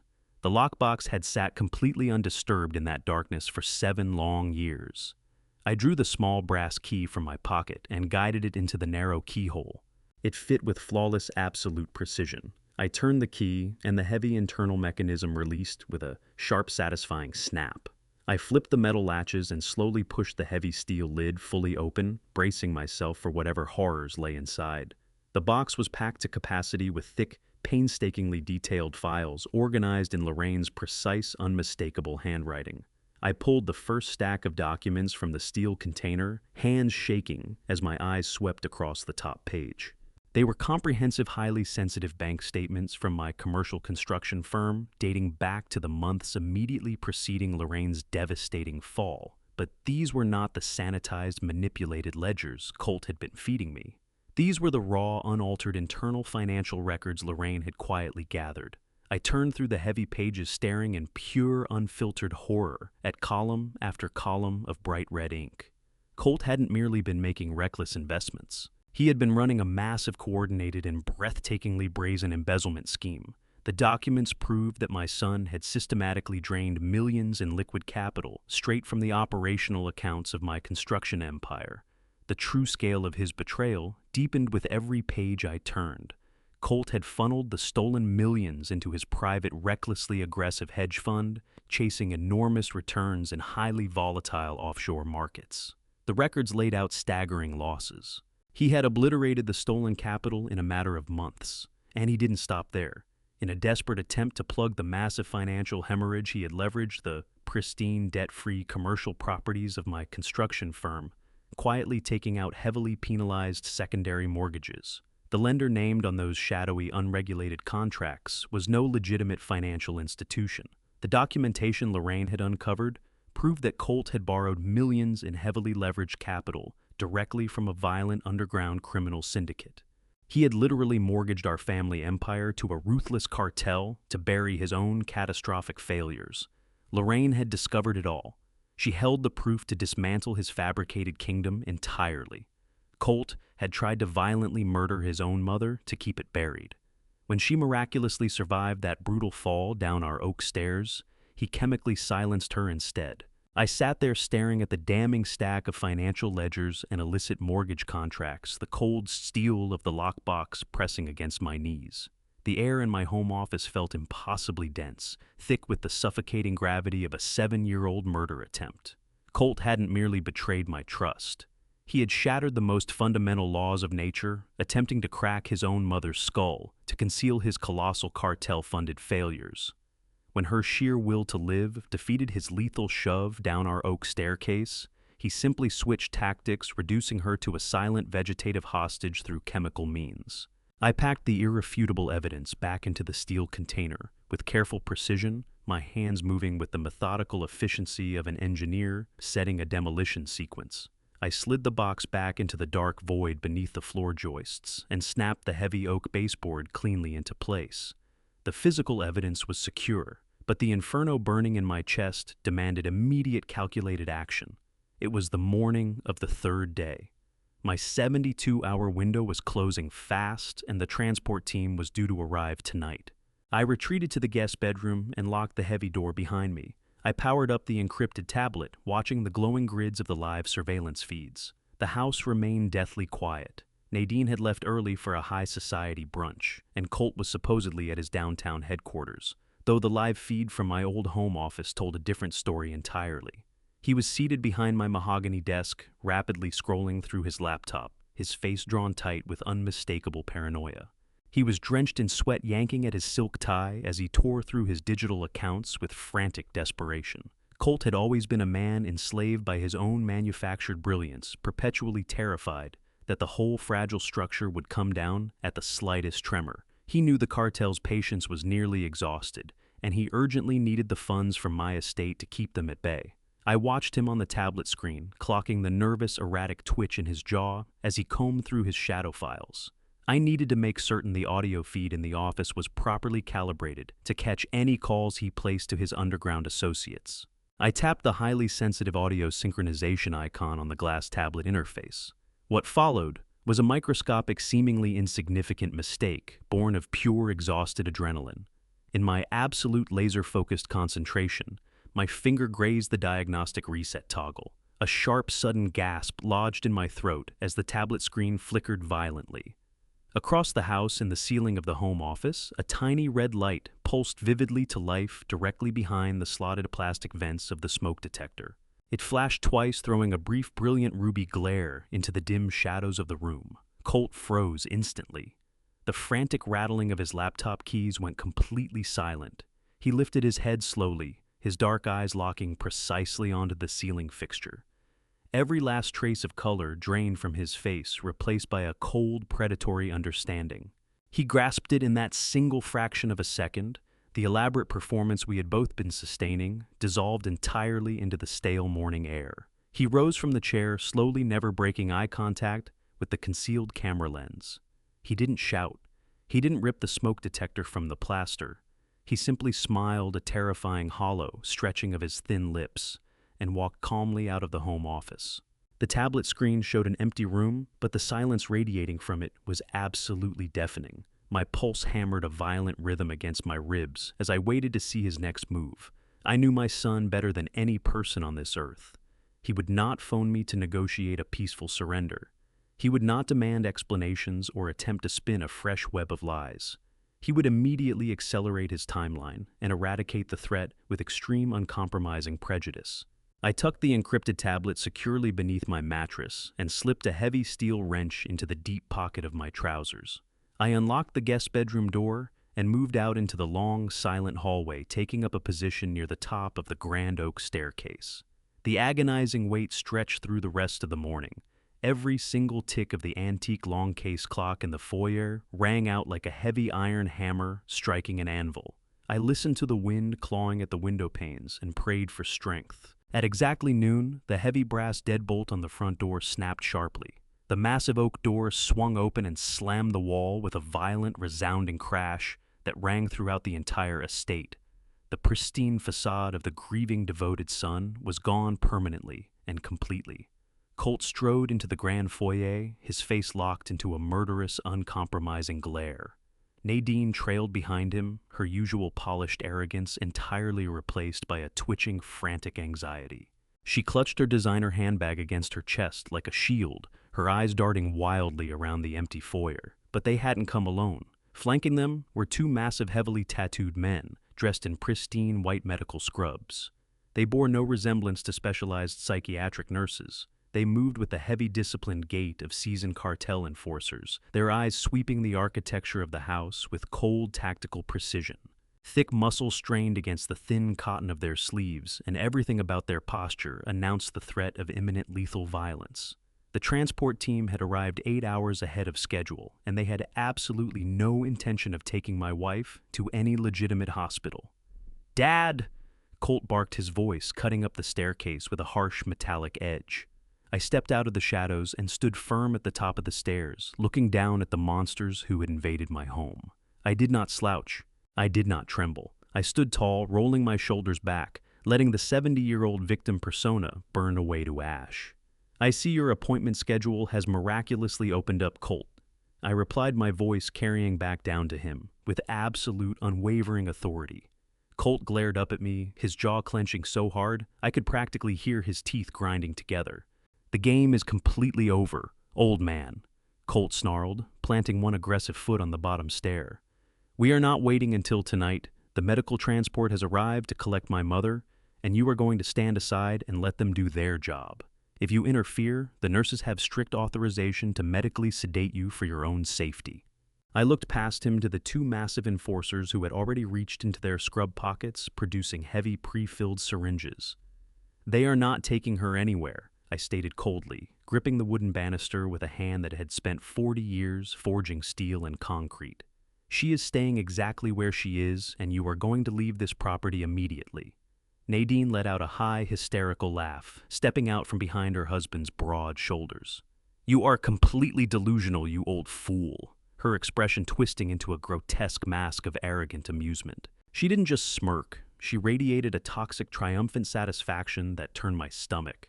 For years, she had played the devoted, beautiful daughter-in-law, pouring coffee and offering honeyed smiles while quietly working to destroy the very woman who had opened this family to her. Now, standing in the foyer of the house my labor had built, flanked by cartel muscle dressed as medical professionals, she finally let the venom seep through her polished surface. "You are completely delusional, you old fool," she repeated, her voice dripping with absolute contempt. "Do you honestly believe you have any power left in this situation? You are just a pathetic relic standing in our way." She crossed her arms and settled her weight onto one hip, savoring the spectacle of an old man supposedly staring at his total ruin. She genuinely believed I was already broken, a fragile artifact, ready to be swept into the dustbin of history alongside my poison wife. I looked straight past her painted face and fixed my unwavering gaze on Colt. My son stepped forward, his massive frame deliberately blocking the entire width of the grand oak staircase. He planted himself like a prison warden, cutting off every potential avenue of escape.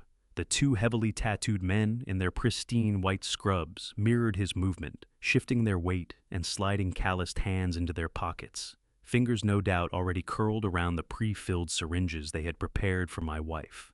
The air in the foyer grew impossibly dense, suffocatingly tight, thick with the promise of violence. Colt stared up at me, his dark eyes completely emptied of the boy I had raised, the young man I had sent to university, every last shred of human empathy. He had fully surrendered to the monstrous identity he had been building in the shadows. He puffed out his chest and adjusted the collar of his expensive dress shirt, preparing to deliver what he believed would be his final crushing blow to the father he despised. He took another step up the staircase, closing the distance between us, trying to use his youth and physical strength to grind me into submission. But I didn't flinch. I didn't give him a single inch of ground.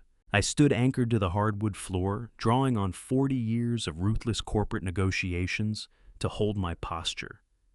Seeing that his physical intimidation was failing to produce the desired terror, Colt decided to roll out his carefully constructed public narrative. He turned his head slightly toward the open front door and lifted his voice to an artificially booming theatrical volume. He wanted the two cartel thugs to hear every word, and he wanted any neighbor walking a dog or checking a mailbox to hear it too.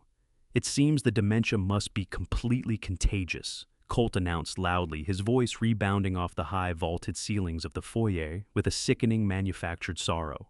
"This stress is just too much for his fragile mind. He is having a total psychotic break, Nadine. He needs to go to the psychiatric ward with Mom. They can share a room and receive the specialized cognitive care they both desperately require." The sheer audacity of the lie was breathtaking. He was actively constructing the groundwork to have me permanently institutionalized, right alongside Lorraine. He was painting a tragic, entirely plausible portrait for the outside world, the portrait of a devoted son forced into the agonizing decision to commit both beloved parents due to rapidly advancing synchronized neurological decay. It was a flawless, airtight cover story, engineered to hand him absolute, uncontested control over every corner of my estate. Nadine nodded in loud, exaggerated agreement, playing her role in his twisted pantomime without missing a beat. "It is so tragic, Colt," she called out, projecting her voice toward the open doorway. "We have to do what is best for them, even when they do not understand it themselves." The stagecraft died the second those words cleared his lips. Whatever grief he'd been performing simply fell away, and what surfaced beneath it was something colder, the flat, predatory calculation of a man who had long stopped pretending. He covered the last 3 stairs in a single violent surge and planted himself inches from my face. Both fists closed around my cardigan, and he wrenched me toward him. I yielded to the pull, deliberately feeding him the sensation of control he needed. His face was so close, I caught every layer of him, the stale coffee, the bitter mints, the shallow fury underneath it all. He angled his mouth to my ear, and the voice that came out was barely a breath, a needle of sound that drove straight down into my gut. "You are going to hand over the original asset documents right now, old man." Colt's voice was low and electric with the kind of aggression that precedes real violence. "I checked the proxy papers you signed. You deliberately botched the signature block. You used your old invalid corporate variant. Did you really think my lawyers would not catch that pathetic little trick before we went to the bank? I know you have the primary titles and the raw financial ledgers concealed somewhere inside this sprawling mausoleum. You are going to walk me directly to them, and you are going to sign them over legally and flawlessly right this very second. If you do not comply, this entire narrative changes tonight." His knuckles ground against my collarbone as the grip tightened. "This house has incredibly old, highly unpredictable gas lines, Dad." Each word fell from Colt's mouth like a stone, precise and weighted with the promise of death. "Imagine the devastation, a catastrophic explosion, reducing the entire property to rubble while we happen to be away finalizing the psychiatric transfer paperwork. A tragic, unpredictable accident, a senile old husband and his paralyzed wife gone in the night. Such a terrible shame, but old houses fail. Nobody digs any deeper than that." I held his gaze and let none of what I was feeling reach my face. Inside my trouser pocket, my fingers rested against the cold steel of the heavy wrench. He had just announced with full clarity that he would incinerate his own mother and father rather than absorb the consequences of what he'd done. Whatever thread of the boy I'd raised had once remained in him was now gone entirely. I needed his eyes on me, and only me certain of his victory, blind to the tiny amber pulse of the micro camera nested inside the smoke detector hanging directly over his skull. He had just narrated his own murder plot into a flawless audio feed, live streaming in real time, straight to my secure offshore servers. The architecture of the trap was complete. All that power he imagined holding every scrap of it had already turned to dust. Moving with great deliberateness, I lifted both hands, palms out, trembling just enough to be convincing the full posture of a man handing over everything. "Okay, Colt," I breathed, and I let the tear come. "You win." Something ugly and triumphant opened across his face. He loosened his grip and smoothed his shirt front, rolling his shoulders back like a general receiving a city's surrender. Nadine exhaled with theatrical relief from somewhere behind him, setting her designer bag down on a chair and folding her arms. The two enforcers held their positions, eyes drifting between me and the master suite doors, coiled and ready. Colt thrust his open palm toward me, the gesture of a man collecting a debt he considered already settled. No shouting required. In his mind, the battle was history. He was waiting for me to buckle, to crawl, to pull him by the hand to the hidden compartment where Lorraine had concealed the raw financial ledgers. He was waiting for the shattered compliant man he'd spent 7 years manufacturing. Instead, I moved. One measured step back, widening the gap between my body and the wolves in my foyer. My right hand traveled into my pocket. Colt's jaw tightened, a flicker of something crossed his face, the half-formed thought that I might be reaching for a weapon or a key. The two men in their immaculate white scrubs read the motion and sank their hands deeper into their own pockets, fingers finding the preloaded syringes they had brought along for my wife. What I drew out instead was my encrypted mobile phone. I held it flat on my palm thumb, hovering just above the screen. Nadine made a noise of pure contempt. "Who are you going to call, old man?" The mockery dripped off every syllable. "The police will never arrive in time to save you or your miserable wife. You are entirely alone." I gave her nothing. My attention stayed on Colt, outwardly hollow, inwardly running at full engineering precision. With one smooth and unhurried gesture, I keyed in a specific predetermined sequence across the lit screen. The final digit, the execution command. 3 seconds of absolute silence followed. Nothing in the foyer so much as stirred. Colt made a sharp, derisive sound and reached forward to strip the phone from my hand. Then the house itself answered. A low structural groan moved through the floorboards beneath our feet and sent the crystal chandelier swaying. The sound deepened into a mechanical roar churning from somewhere inside the walls. Before Colt could make sense of any of it, the system I had engineered into this building's bones decades ago came fully online.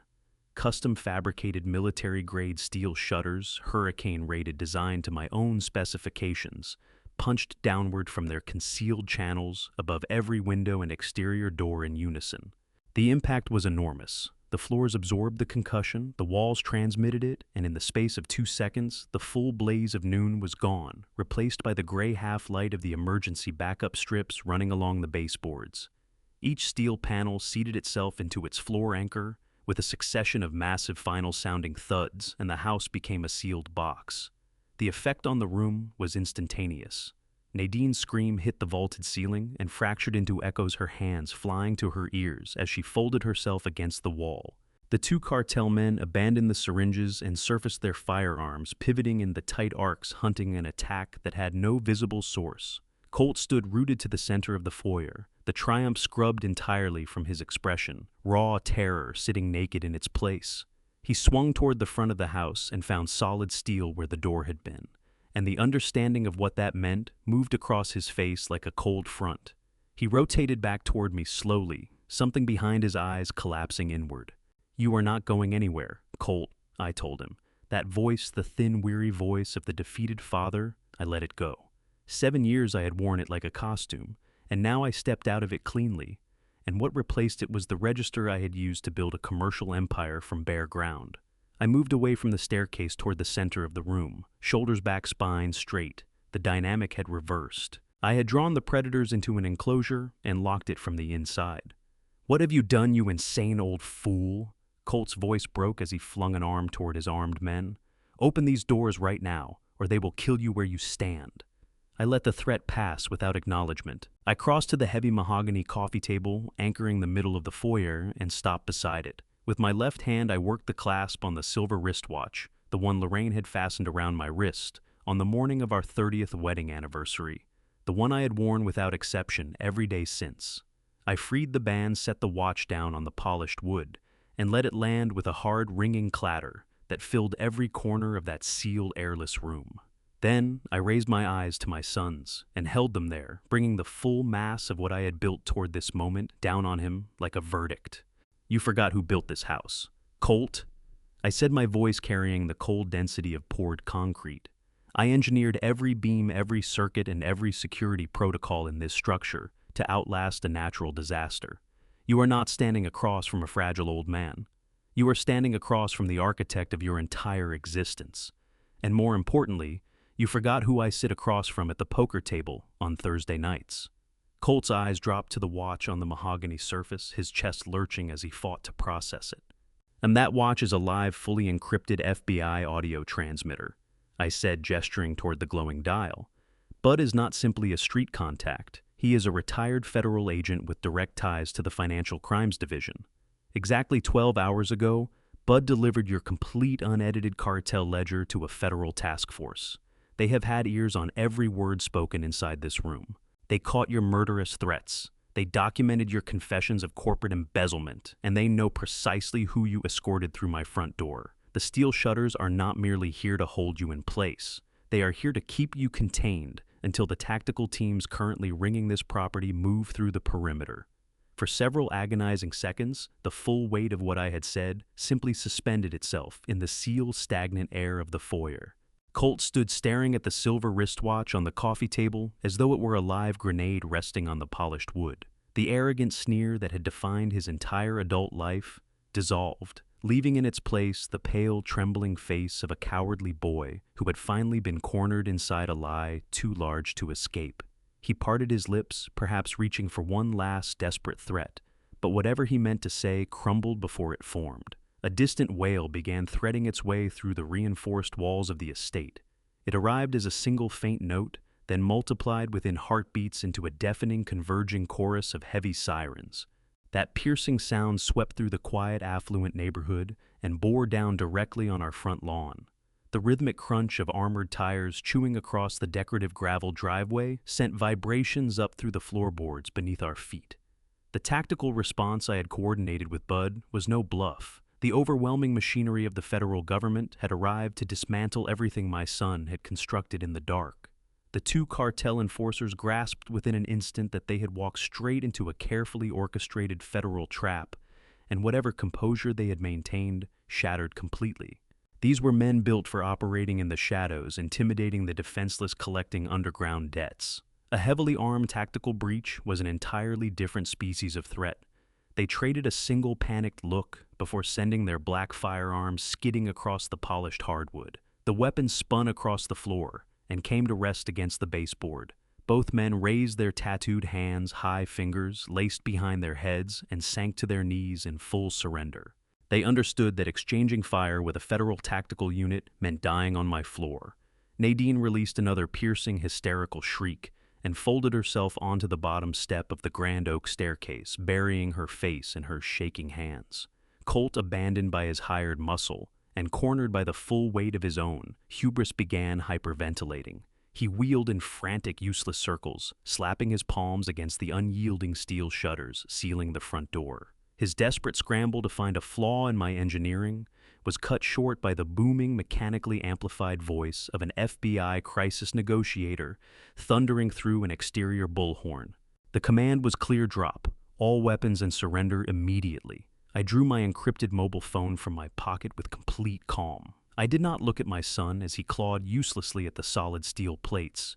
I fixed my attention entirely on the digital interface navigating through to the core security application. I keyed in the 12-digit alphanumeric override sequence and released the lockdown I had triggered only minutes before. The heavy internal gears shifted into motion, the massive steel shutters sealing the front doors and windows disengaged and rose with a loud mechanical hum.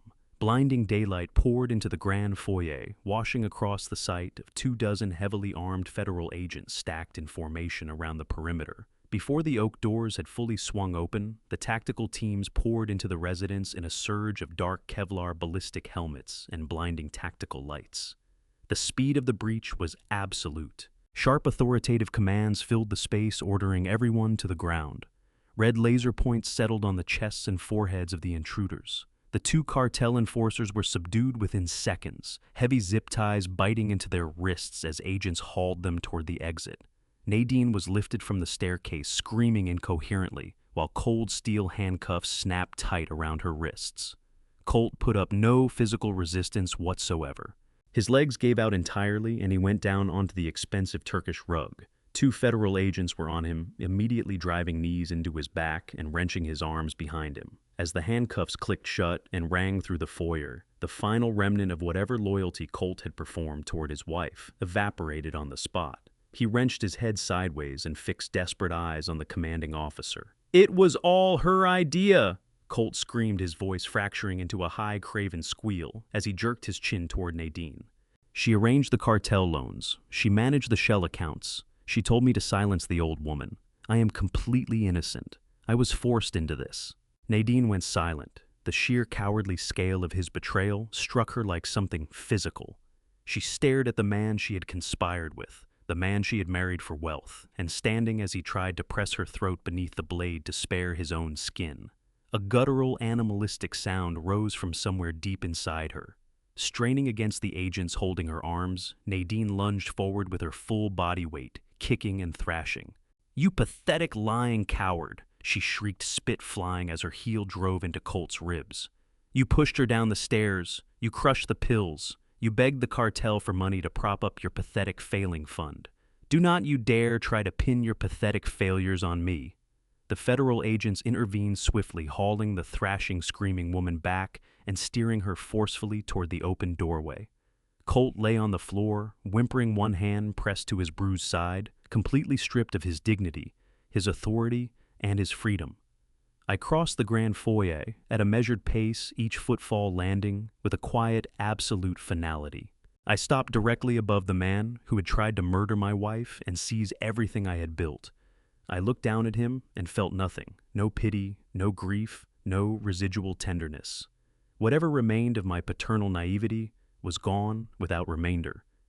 I lowered myself slightly, bringing my face into his field of vision so that I was all he could see. "You believed you were so extraordinarily clever, Colt," I said, my voice falling to a low, unforgiving frequency that carried only as far as his ears beneath the shouting filling the room. "You were convinced you had assembled the perfect undetectable crime, that you could silence your mother, sedate your father, and walk away carrying a multi-million-dollar empire to sustain your hollow existence. But you fundamentally misread the foundation this entire family was built on. You underestimated the intelligence of the woman you tried to destroy, and you underestimated the absolute merciless resolve of the man you tried to rob." Colt looked up at me, eyes swimming with a desperate and pathetic flicker of hope. I leaned in and dropped the final detonation into his collapsing world. "That power of attorney you forced me to sign is legally void." I whispered, my voice flat and cold as bare steel. "I used my designated corporate duress signature. You get absolutely nothing today." He was dragged out facing sweeping federal charges, attempted murder, severe elder abuse, and underground racketeering. The heavy rear doors of the transport van slammed shut behind him, muffling the frantic screams of the son I had once loved. I stood on the cold gravel of my driveway and watched the red and blue lights dwindle and vanish into the distance. The suffocating nightmare that had swallowed my world whole for 7 agonizing years was finally finished. The adrenaline receded slowly, and what it left behind was a profound, bone-deep exhaustion that settled into me like sediment. The vast estate at my back, once a monument to everything I had built, felt completely hollowed out. It had served as the stage for a savage betrayal, every room poisoned by Colt's relentless appetite. I understood with quiet certainty that I could never live inside those walls again. I could not walk past the grand oak staircase where my wife had suffered without coming apart. Every corner of the house carried the permanent residue of their lies. I sold the property the following month, liquidating the physical monument to his cruelty. I moved to a quiet coastal property far from the poisoned shadow of the city, where the salt air off the water helped clear the wreckage from my mind and let my exhausted spirit begin to mend. Every ounce of energy I had left, I directed toward the one objective that still mattered, reassembling the shattered pieces of my family.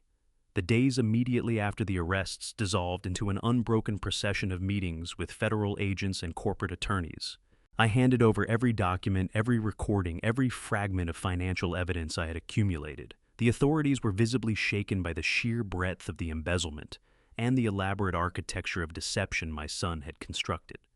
The legal proceedings that followed were merciless. The prosecution methodically dismantled their vast interlocking network of lies.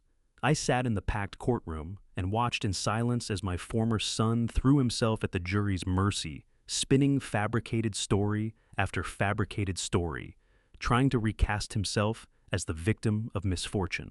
But the raw, unaltered financial ledgers and the flawless audio recordings tore his defense apart at the seams. Colt and Nadine now occupied maximum security, holding cells bail, firmly denied by a federal judge who understood exactly how far they would run. They were waiting on the inevitable weight of lengthy federal prison sentences, their stolen wealth seized, and their manufactured dignity reduced to nothing. The underground cartel syndicate had been completely dismantled by the financial task force, and every asset stripped from my construction firm had been painstakingly traced, frozen, and recovered in full. I spent long hours working alongside federal auditors to restore the structural integrity of my company, purging the corruption, rebuilding trust with our legitimate partners, and setting the business back on firm ground. 6 months later, the sharp bite of winter had given way to the warm, forgiving light of an early spring morning. I pushed through the sliding glass doors of a serene, sunlit neurological rehabilitation center with a steaming paper cup in my right hand. The bleak, corrupt medical facility that had held my wife prisoner was a memory. This place was something different, a genuine sanctuary alive, with green plants, wide open spaces, and professionals who treated every patient as though their life had worth. My real victory was waiting at the far end of the corridor. I came to the open doorway of the private corner suite, my heart keeping a slow, steady, hopeful beat. Lorraine was seated in a comfortable armchair beside the large window, wrapped in the soft gold of the morning sun. The pale, hollow look that had haunted her face for 7 long years was entirely gone. Her skin held warmth and color, and she sat upright under her own recovering strength rather than the artificial restraint of straps and sedation. It had taken months of grueling, carefully managed medical intervention to slowly flush the toxic cocktail of heavy metals and first-generation antipsychotics from her fragile system. There had been days of genuine terror, long hours pacing waiting rooms, convinced that the chemical damage had carved itself permanently into her brain. The doctors had cautioned me about the unpredictable nature of severe neurological trauma, but my brilliant, fiercely resilient wife had clawed her way back from that suffocating darkness through sheer, silent determination, and it had humbled me to my core. I stepped quietly into the room. Lorraine turned toward the sound of my footsteps. Her eyes, once buried beneath a thick, unnatural fog, were clear and fully alive, lit with the sharp, analytical intelligence I had fallen in love with 4 decades ago. The recognition in her expression hit me like a physical force, a genuine miracle given what had been done to her. I crossed to the small table beside her chair and set the warm paper cup down gently. I had prepared the coffee precisely as she always took it, 2 packets of raw sugar and a small splash of cream, the same way I had fixed it every morning before the accident. She looked down at the cup, then reached out with trembling fingers and brushed them lightly against the back of my weathered hand. That small, unhurried touch sent a warmth straight into the most fractured corner of my soul. She closed her fingers around the cup, steadied her grip, and lifted it carefully to her lips. She drew a slow, deliberate sip, her eyes falling shut for a brief moment, savoring the uncomplicated pleasure of something familiar and reclaimed. Then she set the cup down and looked straight into my eyes, and that teasing smile I had not seen in 7 years moved across her lips. "Gerald, this coffee is a bit weak today." A wave of pure emotion broke through my chest and swept away the last of whatever composure I had been holding together. That simple, perfectly coherent sentence was the finest sound I had ever heard in my life. I dropped to my knees beside her chair and gathered her gently into my arms as hot, silent tears ran freely down my face. I held her close, feeling the steady, reassuring rhythm of her heartbeat against my chest. Every property I had ever built, every business deal I had ever closed, none of it carried the faintest weight against this single moment. We had come through the worst betrayal a family can endure. We had passed through the darkest fire imaginable and walked out the other side intact. The long nightmare was done. The road ahead would still demand patience and dedication, but we would walk it side by side. These tears were nothing like the ones I had shed in those long, hollow years. These were tears of absolute unfiltered joy. I pressed my forehead to hers, breathing in the scent of her hair, listening to the calm, even rhythm of her breath. I had lost a monster, a ruthless and irredeemable predator who had spent years hiding behind my name. But in the wreckage of that betrayal, I had fought the defining battle of my life, and I had brought my brilliant, irreplaceable wife back home. We would leave this city for good. We would find a small house near the ocean, somewhere the air was clean and the long shadow of the past could never reach us. If you have stayed with me all the way to the end of this story, I want you to know that means something to me.